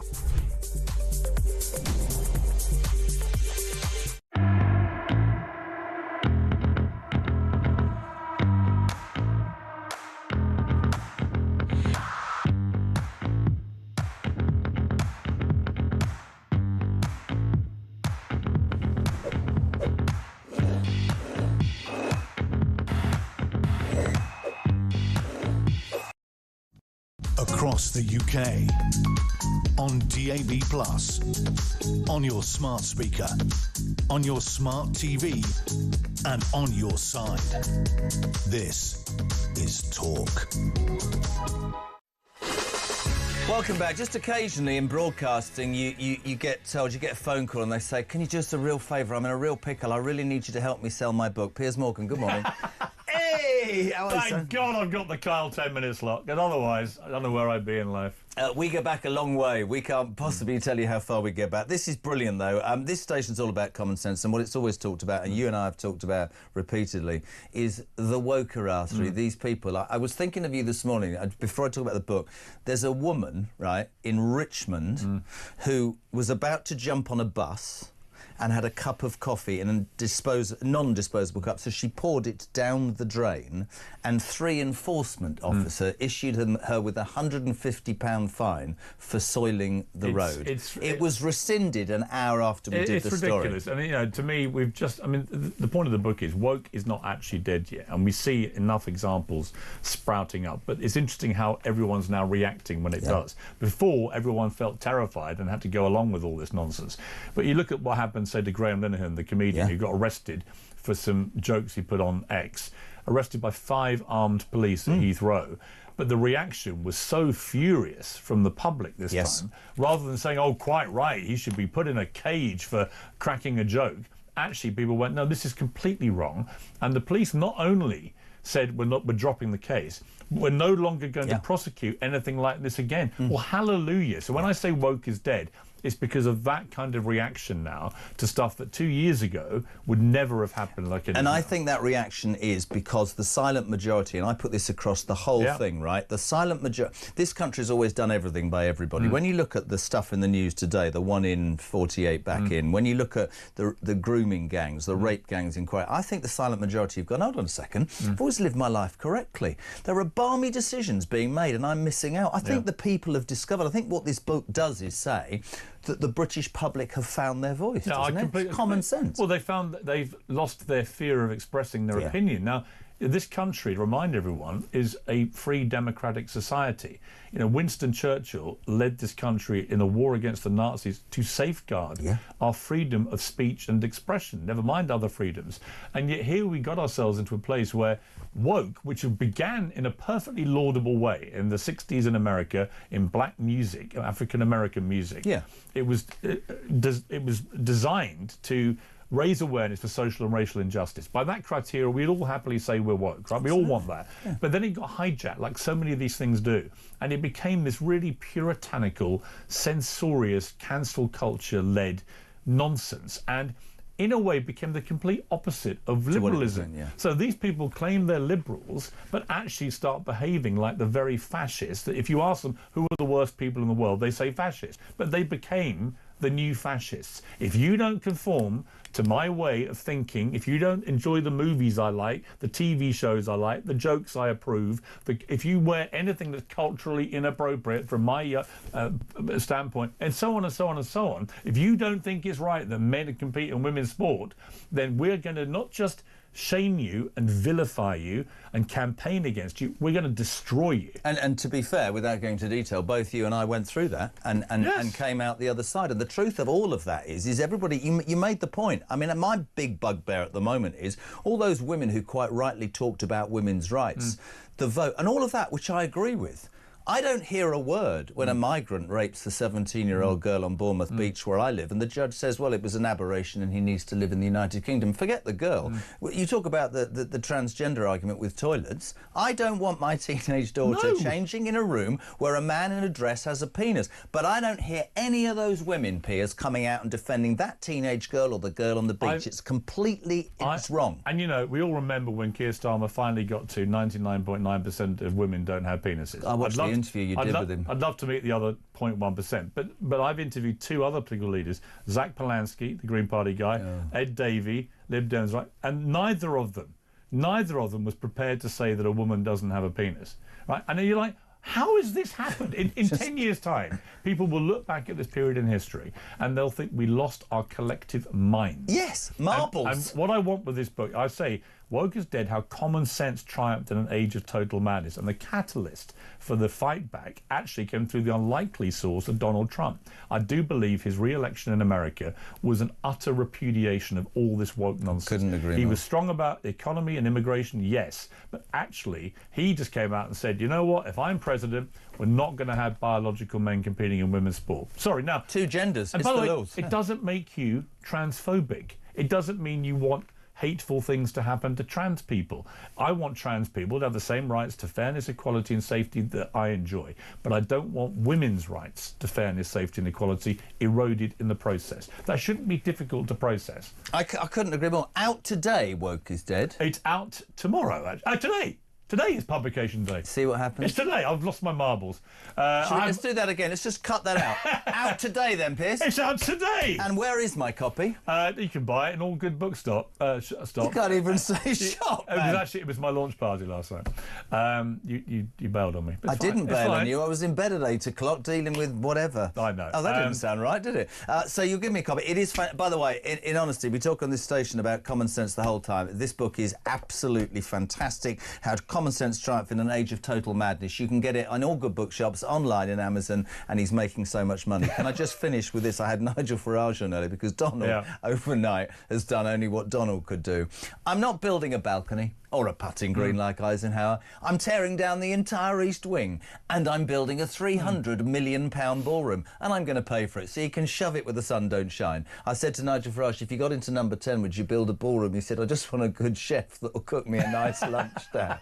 Donald Trump has changed the world, hasn't he? He has, and you know what? What is wrong with building a brand new ballroom? Why should the White House always remain exactly the same as it's always done? Hillary went. It's not his house. It's your house. He's ruining our house. Well, I don't think she's in any position to lecture anybody about what went on in the White House. Before we go, Paul says, would Piers want to be an MP like Clarkson? Well, there is a campaign, PM for PM. It has got a good ring to it. For reform? No, you know what? I would never actually run for political office, but I'm a journalist. But I do look at the mediocrity currently across the board in British politics. It's no surprise that someone like Farage, who's a great communicator, is getting the traction he's getting. The general level of politicians in this country is awful. And I think we've got to look at this and think, why don't really smart, capable, successful people who've achieved in other things in life, why don't they want to come into politics anymore? Because that's what we miss. In the old days, the cabinet would be full of successful people. Couldn't agree more. I never thought I'd have to. I've got to cut you off. It's a brilliant book. Woke is Dead. Piers Morgan, out today. This is Talk. Thank you, man. Oh, I'm carrying on. Oh, that's really... How did that happen? Oh, wow. Am I not sending him off? Happy days. Oh, you said 4 minutes. Oh, right, OK. Hi, Piers Morgan. You've got a book out today. Jesus, it was all going really well. Yes, good. I don't quite know what to do now. I can keep talking if you like. I've got something. Most presidents build a library as their legacy. Donald Trump leaves a ballroom. He's a one-off. What a great one-off. Wouldn't we love to borrow him? This is great from Zarina. Trump might be American, but remember, he has the heart of a Scot. Hence, he does it his way. Well, actually, very interesting point, because this is why he's got this abiding love for this country and for the royal family. You know, I'd tell the story that he rang me the morning after the state dinner recently, and he loved it because the royals treated him with great respect, with the King, the Queen, William and Kate. Everyone was really, good to him. And we were talking about the fact that his mother, who was Scottish, who was born and raised in Scotland until she was 18, then went to New York and met his dad. That television first came out in the early 50s, and he remembers his first memory was watching the Queen's coronation in 1953 on a little TV that they'd first got, and he sat with his mum, age 6, Donald, watching, and then saw how enthralled and enraptured his mum was. Because I said to him, just on a personal level, President Trump, I said, for you to have 2 state visits, to be greeted by the Queen that you watched the coronation on the little TV when she was in her mid-20s and you were 6, and then now by her son, the King. Unique double state visit. Won't happen again. I said, you know what, your mum would be incredibly proud of this. And he was really quite moved by it all. And why does that matter? Because it means he thinks better about this country. Why does that matter? Because it comes to when things like tariffs and his global tariff war, we get a better deal than most other people. It means that he looks upon us as an ally and someone he can work with. That is the way you do transactional politics in the world. People may not like it. They may not like Trump. But I defy them when I say to people, all right, you don't like Trump. And I like him personally. I don't like everything he does. I criticise him. Same as me. When he deserves Absolutely it. right. However, if you look at Trumpism and what he stands for, I wonder how many of your listeners, viewers right now, if you said, look, if you've got a leader in this country who believes in a strong border and will deliver on protecting the border, who believes in tougher punishment for serious crime, who believes in engaging in fewer foreign wars, who wants to reduce your taxes, not raise them, and so on, and wants to get rid of the woke nonsense and actually preserve women's rights in sport and so on. If you said you had a leader like that, they win by a landslide. That's why Nigel Farage has his finger on the pulse. Well, he's That's got a what chance. people Farage's problem is the economy. He's got to sort out his very economics. quickly, the Jeremy Kyle test. Does Piers believe that Nigel Farage will be the next Prime Minister, yes or no? I think he's very weak on the economy.